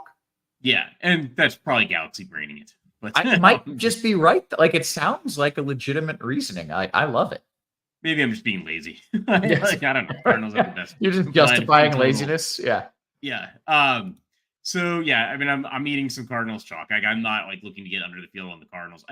In my thought process, I think that there's like a handful of good offenses, and so I'm focusing there. And I'm not spending up at pitchers that gives me the salary to spend up for the top offenses. Starting with the Cardinals. I'm also playing a lot of the Diamondbacks. I think they're in a good spot. Playing a lot of the Rockies. They're also in Coors Field. I'm not playing a ton of Minnesota. They've got a good implied run total. That I think it's approaching 5 runs. Facing Miami. I'm still playing some Minnesota, but I might end up actually under the field. There's some pinch hit risk. And then other teams that I like, the Angels are fairly affordable. The Dodgers are facing Dylan Cease, but they're an offense that can always just go berserk. And then the White Sox, they're really cheap. And like I said, they've got some motivation. Sure. Okay. Taylor, I want to bring you in and hear your thoughts on stacks. I will point out 2 longtime favorites of the show, our guy Butthole Jenkins and Devin, both say, I'm still here, Squirrel. They're still playing, and they say they are not sharp. So there are still some out there who are playing who may be chalk donkeys, as our guy Butthole says. Taylor, what are you doing stack wise? Yeah, I'm in the finals. Just a good spot on the road against a vulnerable lefty. No problem with that. Ditto for Colorado. I like the Dodgers quite a bit against Cease. That can go horribly wrong, especially if their salaries, but elite offense, it's not going to be super chalky tonight. And we've seen Cease with a few meltdowns down the stretch. I think that's okay. I'm also playing both sides of the Angels-White Sox game. I'm sorry to say the White Sox are one of my higher owned stacks just because they're cheap. You can get the Dodgers with them. You can get the Diamondbacks with them, Coors Field. And it's a decent spot. Like Jose Suarez has been okay lately, but generally pretty average lefty. They do have a few decent righty hitters, Andrew Vaughn, Luis Robert, Miguel Vargas, guys like that. I think I'm okay with. I'm playing it. regardless of whether I'm okay with it. Other than that, Arizona's going to be good. Baltimore, like a little bit against Stroman. I think that's an okay spot. And, a dusting of Miami, Simeon, Woods, Richardson's not a very imposing pitcher, but still the Marlins, so not necessarily recommending it. Okay, fair enough. I mean, you're kind of recommending it. You're sort of. You're saying. I'm kind of doing it, and if you want to follow me into the death train, that's okay. Okay, that's fair. Guys, let's go around the horn. Let's talk position by position. Taylor, you can lead us off in that department. Start with the old catcher spot.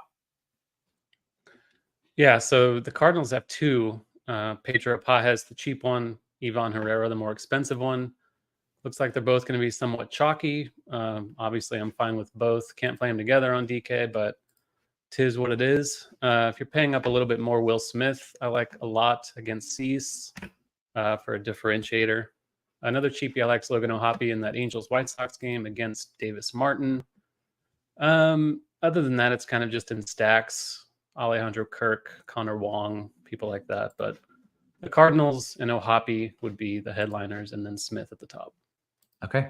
Taylor, we've got Aaron in the chat. He says, I'm still playing MLB Cash. Attack me. He also says, thanks for all the hosts for the long season. Are you two the only two left playing Cash? Is it just head-to-head? Just you, Taylor, and Aaron every night? I have actually not played Cash in years for baseball, but... all right. I take it back. Okay. Squirrel, what are you doing here at catcher? So, yeah, catcher, it's the two Cardinals guys, one expensive, one cheap. And then for my price per dollar, I actually like Logan O'Hoppe. Or I'm looking for guys with power like Shea Langoliers, Austin Wells. Sure. Okay. How about first base? First base, you've got Shohei Ohtani. He's generally going to be the highest projected guy at this point in the season. I am playing probably the most of Paul Goldschmidt, Cardinals in Coors Field. Christian Walker is also in a really good spot. Point per dollar, the guy that I probably like the most is Andrew Vaughn, the White Sox. He's got the platoon advantage against Jose Suarez. He's only $3,200 on DraftKings. Okay, Taylor, your thoughts at first. Yeah, I just saw that Ohtani's 7,500 on DK, which is quite noteworthy, but hard to argue with it. It's also fine. I think I'm getting to Ohtani more in the outfield for what it's worth. Vaughn is also my favorite point per dollar play. Goldschmidt in a Cardinal stack. Some Berger at 4,400 on DK I think is fine as a one-off or in a stack. And Nolan Shawnuel, another cheap angel, I think is okay enough. Okay, take me to second base, Taylor. Second base, Marte is going to be the top overall guy. Raw projection-wise, no qualms with that. Super pricey, though. Brendan Donovan might be the more optimal cashy kind of play for the Cardinals. Second base, outfield eligible. Other than that, Dodgers and Padres, Gavin Lux, Jake Cronenworth, I think look pretty good. The Cardinals also have Thomas Segis, even cheaper than Donovan, so maybe he's the optimal one. And then my cheapie at this position is Lennon Sosa, sticking with the White Sox theme. Okay. I think that brings us back to Squirrel thoughts at second.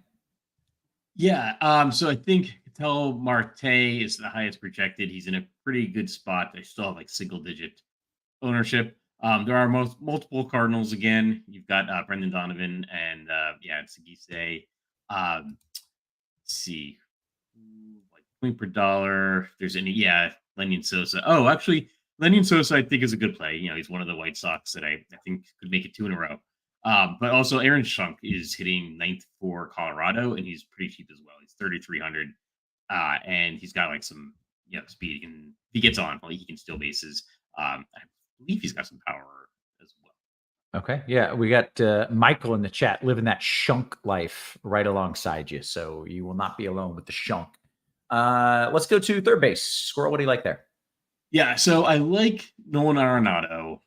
He's power hitter, in Coors Field with the platoon advantage against the left-hander. I actually also really like the idea, and I might end up under the field on Nolan Arenado because I want to be over the field on Matt Chapman facing Zach Gallen because Chapman could hit 2 home runs, right? And I think a lot of people are going to be playing Gallen, so you've got the leverage angle there. Also like Connor Norby for Miami. See any point per dollar cheapies. Probably Miguel Vargas for the White Sox leading off. Okay, Taylor, you want to add a few names to the mix? Yeah, another pivot I like away from Arenado would be Machado for San Diego, presumably hitting third. Ditto for Muncy in the Dodger lineup, assuming he made it. Should be lower in the order, I think, but still a decent play. Jordan Westberg, I mentioned liking Baltimore a little bit. Other than that, really the same stuff, like the Chapman call, Miguel Vargas, and Connor Norby. Okay. Well, I stress we can take our time. We still have just almost 30 minutes until lock, which is pure insanity. But go ahead and walk me through shortstop in as much detail as you care to. Yeah, so shortstop is unusual. Don't have Bobby Witt, guys like that on the slate, but once again, going to Coors, Mason Wynn and Ezekiel Tovar. Wynn being the cheaper of the two should be the more popular, I would think. Tommy Edman, if he makes the Dodgers lineup, is a guy I'm getting to quite a bit as a mid-range value. All the way at the top, Gunnar Henderson against Stroman. Don't mind that one bit. Zach Neto and Xavier Edwards in those vomit stacks, I think, are fine. Should be hitting near the top of the order for both of those teams. And then Tyler Fitzgerald, maybe for some leverage against Zach Gallen. Okay, Squirrel, your thoughts at short? Yeah, so gathering my thoughts very slowly. Thank you. As I think about this. Yeah. I think Mason Wynn is one of the top hitters on the slate. He's facing left-hander Gomber. He's leading off in Coors Field. That's the best spot that a hitter can get in the major leagues, right? It maximizes his chances of plate appearances because the road team is guaranteed plate appearances in the ninth inning, and he's hitting leadoff, which also maximizes his opportunities for plate appearances. There's a good chance he's getting that kind of boost from hitting in the leadoff spot. I do like Ezekiel Tovar as well, and Tovar probably won't see as much ownership as he should because he's more expensive than Mason Wynn. I also like Zach Neto and Xavier Edwards if you're looking to get away from Coors Field. See any point per dollar guys? Probably Brooks Lee.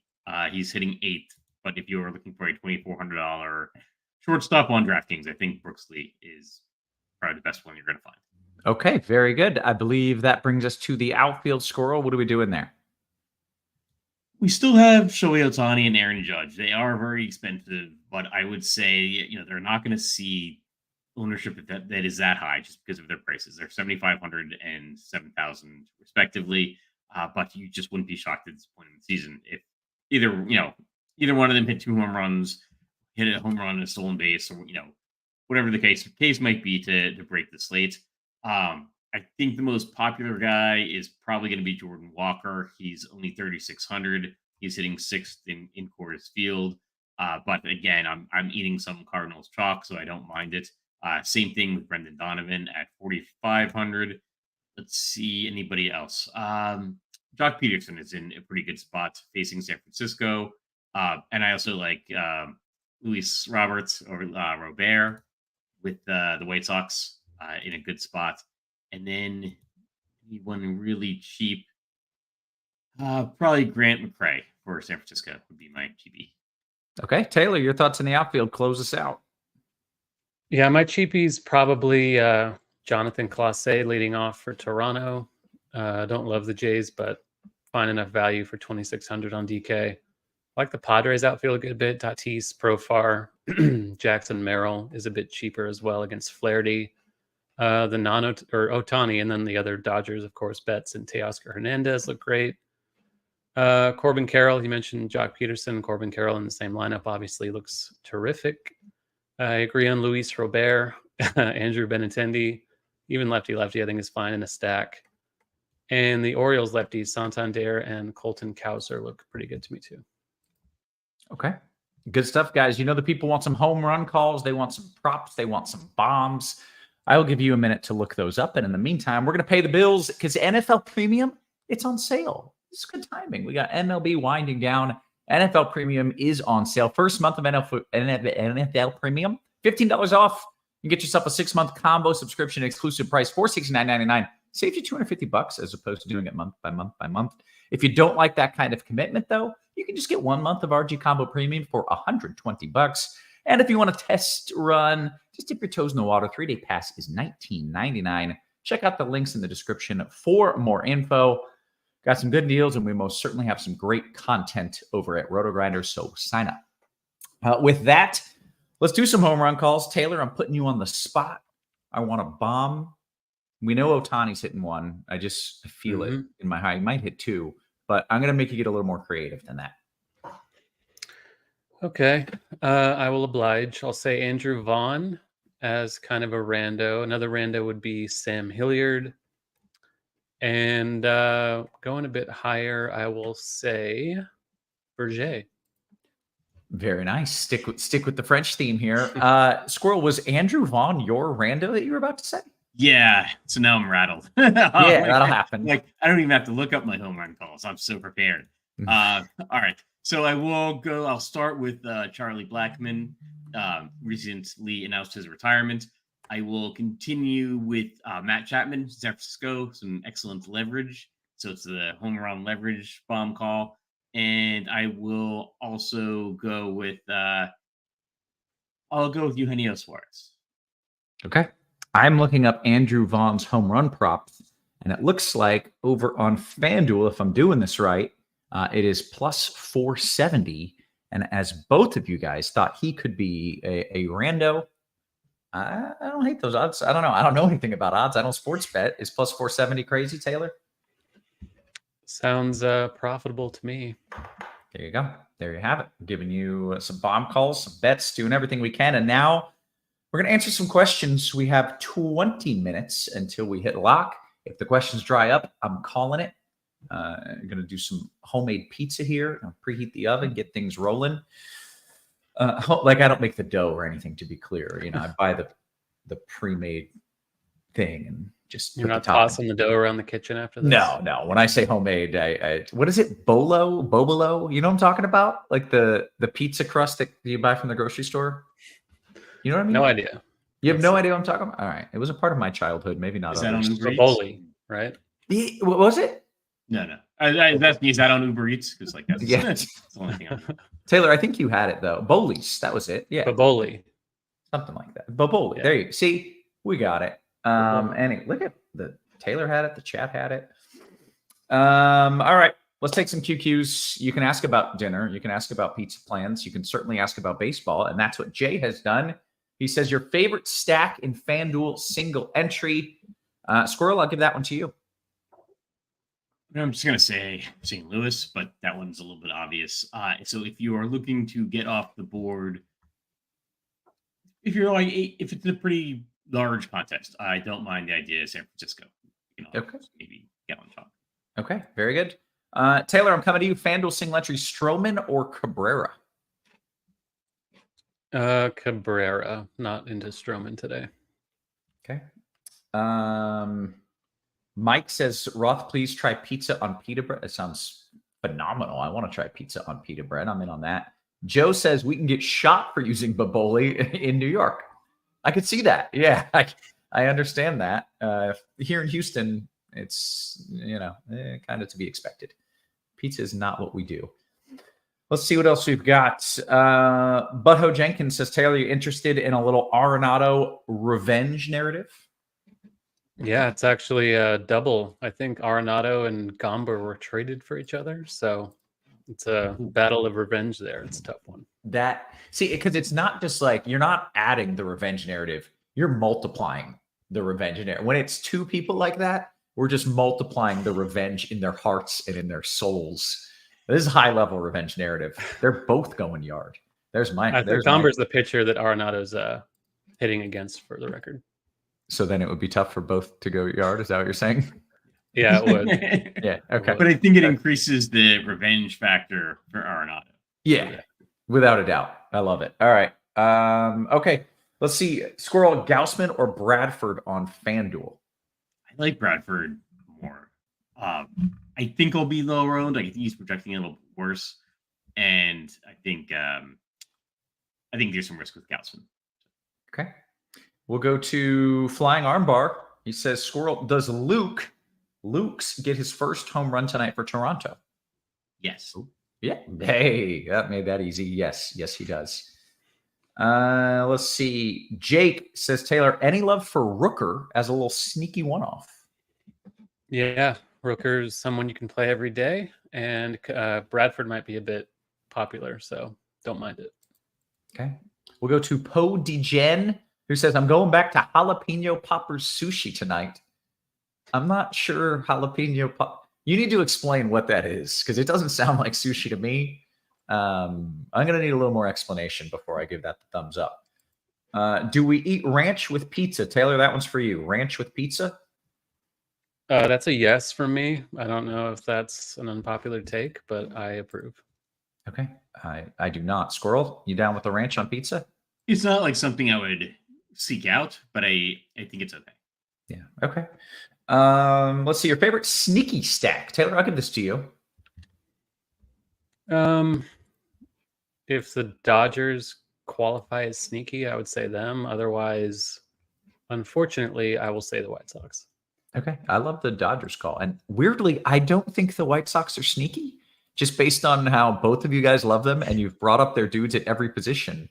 I don't know. It seems backwards, but I'm not sure they're sneaky. Let's see, Squirrel, any interest in a J stack? Yeah, I think they're a team that's like up there. I put them as above average. They're not like a team I'm seeking out, but you could definitely go there. Okay. This is a good question from Anger, and I'll just open it up to whichever of you wants it. Are you worried about anyone getting benched after an at-bat secondary to playoff situations? So are we worried about someone caring so much? I think that's how the question is. Basically resting guys or benching guys as they approach the playoffs? I think Minnesota is maybe a concern there. And I don't Dean was actually covering this on the show before. So he said like they only have like one left-hander in the bullpen. So it's still a concern, but it's probably not as big of a concern as it was last night. Okay, good stuff. Jay says, crunch time for the playoffs? I don't think so, my man. But we will still have content out there. I will still be forecasting, but I don't believe we're going to have any crunch time.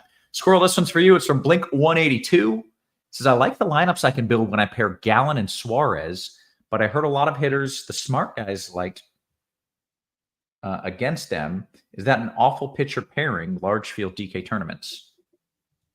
No, I think it's fine. I mean, he's pitching again, so he's the pitcher for the Angels going up against the White Sox. I see. I was nervous they were recommending somebody White Sox. I see. Like Suarez is not a good pitcher, but he's priced like he's not a good pitcher, and he's facing one of the worst. Well, like one of the worst teams in Major League history. Yeah. So, like, we're kind of like emotionally rooting maybe for them to win tonight, so they avoid having the worst record in modern Major League history for one more night. But like, don't let our emotions sway you. If you like prefer Suarez, then go for it. I will say that it's basically an evenly lined game, so that tells you something about like Suarez and the Angels. But maybe Suarez is the way you want to go. I'm playing some Suarez, some Davis Martin, so like pitchers from both games and both offenses for what it's worth. Okay, I think that makes a lot of sense. Taylor, I'm coming to you. Razzle Dazzle says your favorite outfielder, FanDuel single entry, 3,400 or less. Outfield and FanDuel, 3,400 or less. Let me take a look. In the meantime, Jay says, Kevin, will the G-Men, are they going to beat down them Cowboys tomorrow? As a Giants fan, I can tell you without a doubt, they will not. They will not beat down the Cowboys. This is a get-right spot for the Cowboys, and they're going to whoop the Giants' ass. Taylor, 3,400? Yeah, so it's either Jock Peterson or Jordan Walker. They're going to be pretty popular, though. I think Luis Robert, if you are looking to get off the board a bit. Very good. Taylor, I'm coming back to you with a question from Luke Cage. DKGPP, it's a 3v3. Bradford, Gallen, Tice, or Suarez, Cabrera, Stallings? Who was the last guy in the first one? Was it Tice? That T? Oh, okay. Angels catcher, yeah. Okay. I would take that one, the first one. I called him like the basketball player. That probably was not the right way to pronounce that. Let's see. Squirrel, coming back to you here. DePrince, I don't think we did this yet. Gaussman or Bradford on FanDuel? Oh, we did that one. I like Bradford. We did do that one? Yeah. Okay. Well, then we'll go to the next I one. like Bradford. So. Okay. We Major says, which SP lower than Flaherty Cease are solid on FanDuel besides Bradford? Let's Gallen. see. Probably Zach Eflin. We can go all the way down to Davis Martin. Yeah. Oh, so so you said after Flaherty Cease, like Zach, it would be Zach Gallen if he doesn't have. Yeah. Like he's probably gonna be the highest owned. Okay, gotcha. Let's see. Scroll back to you. A question from Devin. DK single entry, is Flaherty Cease 5 twins and 3 D-backs a viable build? Yeah, I think it's fine. Okay. Just catching up on some of the ranch truthers here. Yeah, I don't think anybody's putting ranch on the pizza, right? We're just like dipping the crust or something. Yeah. It's purely for dipping. Right. But still, no. Like I get it, but still, I'm good. I'll still depending on the toppings, I would dip the whole pizza. Like not the whole slice, right? But I would dip the slice while like there's still pizza attached to the crust. So you want to eat like 80% of the pizza and then dip. Is that what you're saying? Yeah. Like, and I think that'd be fine with like pepperoni. Yeah. It'd probably be fine with most toppings. I wouldn't do it with like pineapple, but then then it would be a full pineapple door. So I don't know. Sure. Here's my question. If you're eating a slice of pizza and you get to the point where there's like maybe this much of topping left along with the crust, do you fold it over so that your crust bites still have topping and cheese in them? Or do you eat that part individually and then just eat the crust individually? Squirrel? I do it individually unless the pizza is really greasy, in which case I probably folded it over before this point. Okay. Taylor? I actually like to eat the crust first. I'm sorry, I didn't see that coming. That blew my mind. All right. That is the most whack-ass answer I've ever heard. That really caught me off guard. And you're serious, right? Yeah, well, it's like setting yourself up. Like if you're eating a burger, like you like eat around the middle and you like save a really good bite for the end. So it's like I get it. Getting the crust out of the way, and then the rest is the good part. The thing is that the crust is for holding the pizza. So if you eat the holding, then you're awkwardly like kind of holding the pizza like this. Fold it in, fold it a little. Yeah. Okay. Mm-hmm. All right. That answer really caught me off guard. I love that. Let's see. Taylor, Martin with a Baltimore, New York stack. Yeah, I don't mind that. Okay. Very good. Let's see. Squirrel Anger in the chat says FanDuel GPP, Soto or Carroll? Soto or who? Soto or Carroll? Go Carroll. Okay. Catching up on the jalapeno popper sushi. All right. I think I'm on board after reading up on it a little bit. Taylor Cully says this Toronto lineup looks pretty trash. He used the trash emoji. Talk me off of Fitz. Talk him off of Fitz. I just don't think he's that good. He's pretty average. Maybe doesn't have a super long leash. He just doesn't project very well. I think there's enough else on the cheap side to get to. He's also almost 7K, and I think you can get some guys in the 6K range and save that money. Okay. Joe. And so like it's possible that like Toronto doesn't have a good game, but also the pitcher doesn't have a good game. Right. Yeah. Without the Ks, it's tough to rack up the points. Joe says, actually had a pizza named after me. It's literally called the Joe Adamo. It is a meat lovers. I guess he's got a friend who made that happen. That's a life goal of mine, is to either have a pizza, a hamburger, or a beer named after me. So far, haven't gotten there, but still got time. It's not too late, right? You're a young man. Yeah. I'm probably running out of time, though. Let's be honest. I got maybe 10 years left to make it happen. You could brew your own beer and make it self-titled. Yeah, I don't know if that counts, but if I get towards the end, if I'm like 55 and it hasn't happened, I'll go that route. 55 is toward the end? Yeah, I'm like perilously close to 55. So that made me uncomfortable for a second. I mean, of having the influence in my career to get it done. By 55, I'm going to be like looking to, get out. Get out of work or? Yeah. Okay. Not get out of life. Okay. just out of work. Brian says, is Julian Taylor at any risk for pinch hitting? Would you rather play Shunk? I think he does have pinch hit risk. Typically, let's see.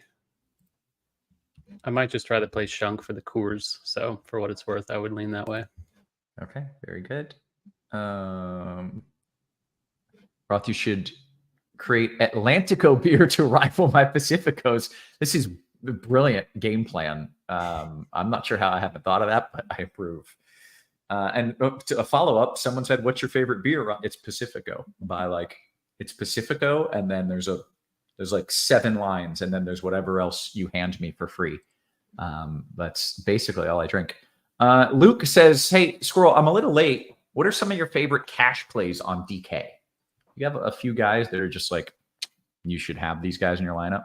Yeah, so I think maybe it's going to be a lot of Cardinals because they're in Coors Field. But like Jordan Walker would be one of the guys I'd really look to get into my lineup just because he's underpriced on DraftKings. Probably like Mason Wynn would be one of my next choices. He's expensive, but he's leading off in Coors Field for the Cardinals. I like Andrew Vaughn if you're looking to save money at first base, and he's our duo, pick for a home run. Let's see anybody else. Probably one of the Cardinals catchers, depending on how much money you have. Either the expensive guy Herrera or the cheaper guy, Pedro Pages. Okay, very good. Yeah. Taylor, Captain Joe says your 2 cash pitchers. Who do you got?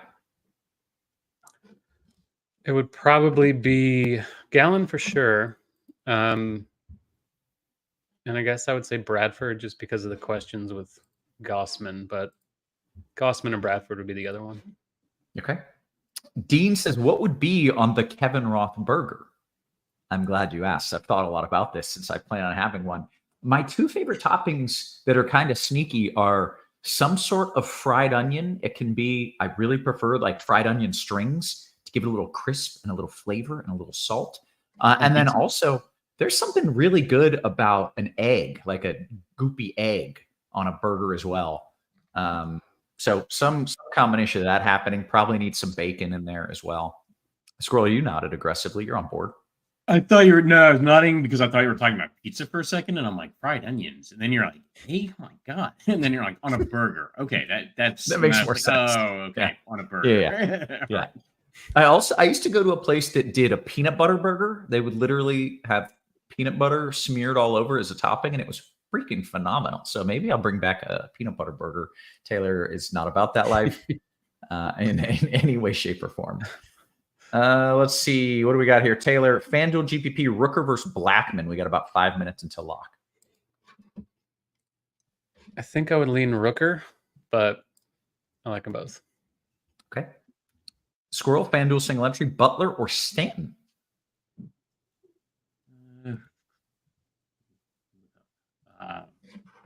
Butler or Stanton, I would go Butler. Okay. Let's see. Scroll right back to you. DK GPP thoughts on Woods Richardson. I'm not going there in any large amount on DraftKings. Okay. Taylor, We Major says, is a 4-man Marlin stack crazy in a FanDuel tournament? I don't think it's crazy. They do have decent hitters with Berger, Norby, Sanchez, and Edwards, so I think that's okay. Okay. Let's see. Poe DeGen pointing out, hey, smash the like button, you filthy animals. Good point. Free content. A few other people saying, thanks for doing such a great job all year. That's what True DFS says. Thanks for hanging out with us all year. It's been, it's a long season, but hopefully we have given you guys some good advice. Hopefully we've learned some good plays and also just become a better player through this process. I think it's kind of the goal. We'll go to Brian's question. Taylor, is Julian a big risk for pinch hitting? I prefer having a leadoff hitter as opposed to a at-home number 9 hitter, obviously. But would you rather play Shunk? Yeah, we had that one. I would say Shunk, but yeah, I think Julian's fine, but there is pinch hit risk with him. Yeah. Let's see. Jim says, Squirrel, got for lefties, Duran, Casas, Yoshida, and McCarthy for Arizona. question? It was, are you cool with maybe Duran, Casas, Yoshida, and McCarthy for Arizona? Oh, okay, yeah. So most of the guys that you mentioned are Boston guys. Yes. So I think it's fine. Say McCarthy, the last guy, is on Arizona, and the other guys are with Boston. No, I see. Yoshida, Okay. Casas. He didn't So, say yeah. the first guys. He didn't say like these dudes from Boston and this dude from Arizona. He just put them all together and then said for Arizona. But he meant the last dude. Good job. See, this is why you know the sport and can figure things out, and I do not. General Blue says any must play from Dodgers Padres. Anybody who's a must play from that game? No. No. Devin says my burger would be smoked paprika, aioli, ITOP, pepper jack cheese, and Nashville bacon. That sounds ridiculous. I'm in. I don't know what ITOP is. Maybe I'm reading that wrong. Let's see. Paul says marshmallow on a burger. I don't think so, Paul. Yeah, I'm in. Yeah, I'll give it a go. Christopher says last man in. Taylor, T Ward or C Mullins? Give me Ward on that one. Taylor, thoughts on an A's full stack with a Twins mini to win all the money DK tournaments? Yeah, Oakland with the power is always viable, especially against a lefty. Sure. Okay. Chris says, Squirrel, you want Herrera or Walker in my FanDuel card stack? I'd probably go Walker. I think he's better than Herrera. Like, even though Herrera is in Coors Field, and I'd just go first for Walker. Okay. Somebody said, is a card stack in play? And I feel like the answer is strongly yes. Yeah. Right? Yeah, it is strongly in play. Oh, LTOP, lettuce, tomato, onion, pickle. Okay. All right. I get it. I want none of those things on my burger. Let's see. Alfonso says, hey, Ross. Who? Hey, Ross, if you have a Brazilian luncheonette near you, you would love their burger. They put eggs and Canadian ham on the burger. Okay. I'll check it out. By the way, my name is Roth, but I'll check it out either way. That sounds good. Hey, guess what we've done? Guess what we've done, gentlemen? We hit the lock. We did it. The Vince McMahon documentary came out yesterday. Do either of you have plans on watching it? No. Strong no. Squirrel? No. I have already started. I'm excited about this. He is an interesting dude, not always in a good way. In fact, often in a bad way, but I feel like it's going to be an interesting documentary. I'm in on it. I'll let you know how it is. Shout out to everybody with the thank yous. Drop your thumbs up, drop your likes, drop your subs. We have hit the lock. We're going to bounce on out of here. So for Taylor, for Squirrel, for our wonderful production crew, always working hard behind the scenes. Guys, we appreciate you. We love you. And we will catch you tomorrow. You have been crunched.